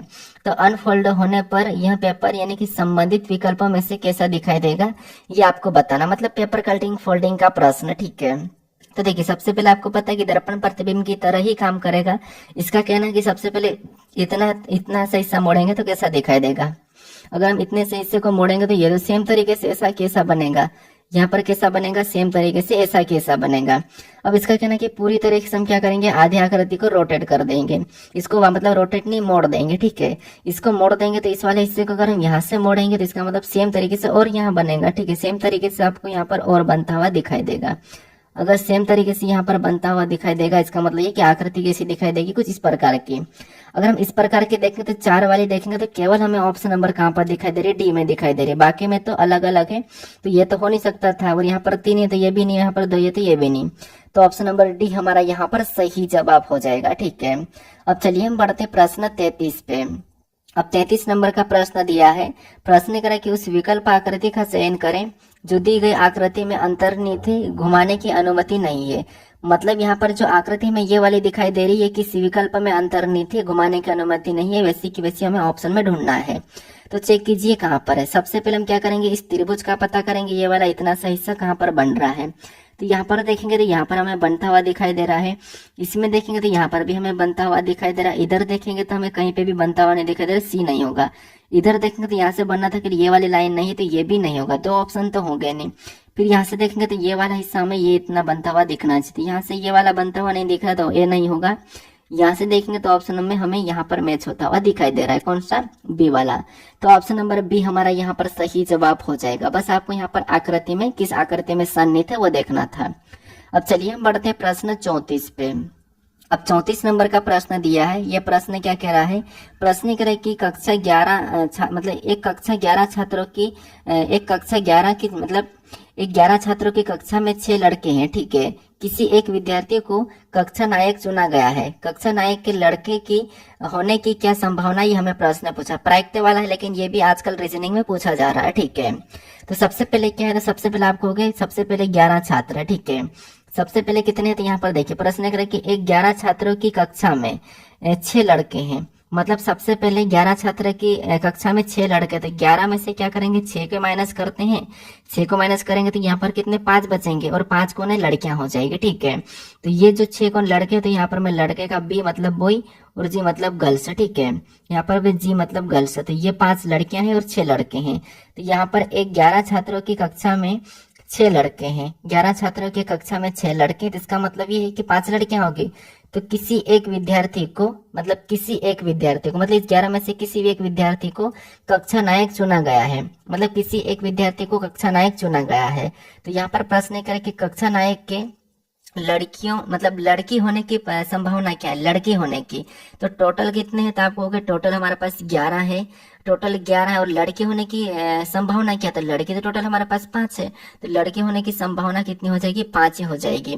अब यहाँ पर टोटल किसी एक विद्यार्थी को नायक चुनेंगे, फिर भी लड़के होने की प्रायिकता तो 5 मतलब संभावना तो ऊपर 5 ही रहेगी, तो 5/11 होगा। तो ये ऑप्शन में देखिए कहाँ पर है, 5/11 हम ऑप्शन देखिए कि 11 में से 5 लड़के हैं ना, तो लड़के होने के 5 ही है। तो ऑप्शन नंबर यहाँ पर डी वाला सही जवाब हो जाएगा, ठीक है। कौन सा, ऑप्शन नंबर डी। अब चलिए हम बढ़ते प्रश्न 35 पे। अब 35 नंबर का प्रश्न दिया है। प्रश्न कह रहा है कि निम्नलिखित में से कौन सा कैलेंडर वर्ष 2009 के समान मतलब कैलेंडर के समान होगा, ये हमें प्रश्न पूछ रहा है। मतलब 2009 के समान कैलेंडर कौन सा होगा, ये आपको बताना है। तो देखिए सबसे पहले तो आपको पता है कि जैसे यहाँ पर हमारे पास क्या है, 2009 है, ठीक है। तो मैं आपको यहाँ पर थोड़ा सा समझाने के लिए लीप वर्ष लेता हूँ। यहाँ पर क्या है, तो ये 2008 है। उसके बाद क्या है, तो ये 2009 हो जाएगा, फिर 2010 हो जाएगा, फिर 2011 हो जाएगा, फिर 2012 हो जाएगा, ठीक है। ये क्या हो जाएगा, 2012 हो जाएगा। तो ये मैंने वर्ष लिए हैं। अब यहाँ पर आपको किसका पूछा है, 9 का पूछा है। तो सबसे पहले अगर लीप ईयर है तो लीप ईयर में क्या करना, सीधे सीधा आपको क्या करना है, 28 प्लस कर देना। ये भी लीप ईयर, तो यहाँ पर भी सीधे सीधा आपको क्या करना, 28 प्लस कर देना, तो आपका समान वर्ष निकल जाएगा। अब इसमें हमारे पास 2 है, ठीक है। तो लीप ईयर में तो सीधे सीधे क्या प्लस करना है, 28 प्लस करना है। लीप ईयर में मैंने क्या बताया था आपको कि यहाँ पर सीधे सीधे आपको 28 प्लस कर देना है। तो ठीक है, यहाँ पर हम सीधे सीधे लीप ईयर में तो 28 प्लस कर दे। फिर सामान्य वर्ष में क्या प्लस करेंगे, लीप ईयर में आप 28 प्लस करोगे तो उसके समान कैलेंडर निकल जाएगा, ठीक है। तो इनमें क्या प्लस करेंगे, तो 28 के जस्ट बाद हो तो आपको यहाँ पर कितना प्लस करना है, 6 प्लस करना है, और बाकी में 11 प्लस कर देना, ठीक है। बाकी में 11 प्लस कर देना है। तो यहाँ पर हमें किसका पूछा है, 9 का पूछा, तो 9 में क्या करेंगे, 6 प्लस कर देंगे। 10 का पूछेगा तो 6 प्लस कर देंगे, और 11 का पूछेगा तब भी 6 प्लस कर देंगे। तो यहाँ पर देखिए इसमें मतलब 11 प्लस कर देंगे। तो इसमें अगर 6 प्लस करेंगे तो 9 और 6 कितने हो जाएंगे, तो 9 और 6 हमारे पास 15 हो जाएंगे। कितने हो जाएंगे, 9 से 15 हो जाएगा। तो यहाँ पर 2015 हो जाएगा। इसका समान कैलेंडर क्या हो जाएगा, 2015 हो जाएगा। तो ऑप्शन में देखेंगे तो ऑप्शन नंबर बी में दिया है। अगर आपको 2008 का समान पूछता है तो यहाँ पर 28 प्लस कर दे तो कितना हो जाएगा, तो आपको होगा 2036 हो जाएगा। इसका आप गूगल भी सर्च कर लेना, ठीक है। इसमें 11 पढ़ेंगे तो 2010 का समान कैलेंडर क्या हो जाएगा, तो आपको होगा 2010 का समान हो जाएगा 10 और 11 कितना हो जाएंगे, 21 हो जाएंगे। कितना हो जाएंगे, 21 हो जाएंगे। तो ये 21 हो जाएगा इस प्रकार का, ठीक है। तो ये आपको प्लस करना है। तो ऑप्शन नंबर बी हमारा यहाँ पर सही जवाब हो जाएगा, ठीक है। कौन सा, ऑप्शन नंबर बी। अब हमने यहाँ पर टोटल 35 प्रश्नों को देख लिया है। तो ये वीडियो कैसा लगा थोड़ा सा मुझे कमेंट करके आप बताइए। बाकी अगर आप चैनल पर नए हो तो चैनल को सब्सक्राइब कर लीजिए। आपको यहाँ पर एक लोगो दिखाई देगा यहाँ पर इस इमोजी पे, तो इस पे क्लिक करके आप चैनल को सब्सक्राइब कर लीजिए। बाकी अगर आपने पहले वाले प्रैक्टिस सेट को नहीं देखा होगा तो यहाँ पर आपको वो दिखाई देगा राइट में, उस पर क्लिक करके आप प्रैक्टिस सेट को देख सकते हो। अगर आपको अल्फाबेट की प्लेस वैल्यू वगैरह नहीं पता तो यहाँ पर क्लिक करके आप उससे भी देख लीजिएगा, ठीक है। बाकी मैं चैप्टर वाइज के लिए अभी मैं वीडियो बनाने वाला हूँ, तो आपको बहुत जल्दी मिलने वाला। हर चैप्टर हम क्या करेंगे, केवल एक ही वीडियो में क्लियर कर लेंगे, ठीक है। तो बाकी मिलता हूं अभी नेक्स्ट वीडियो में।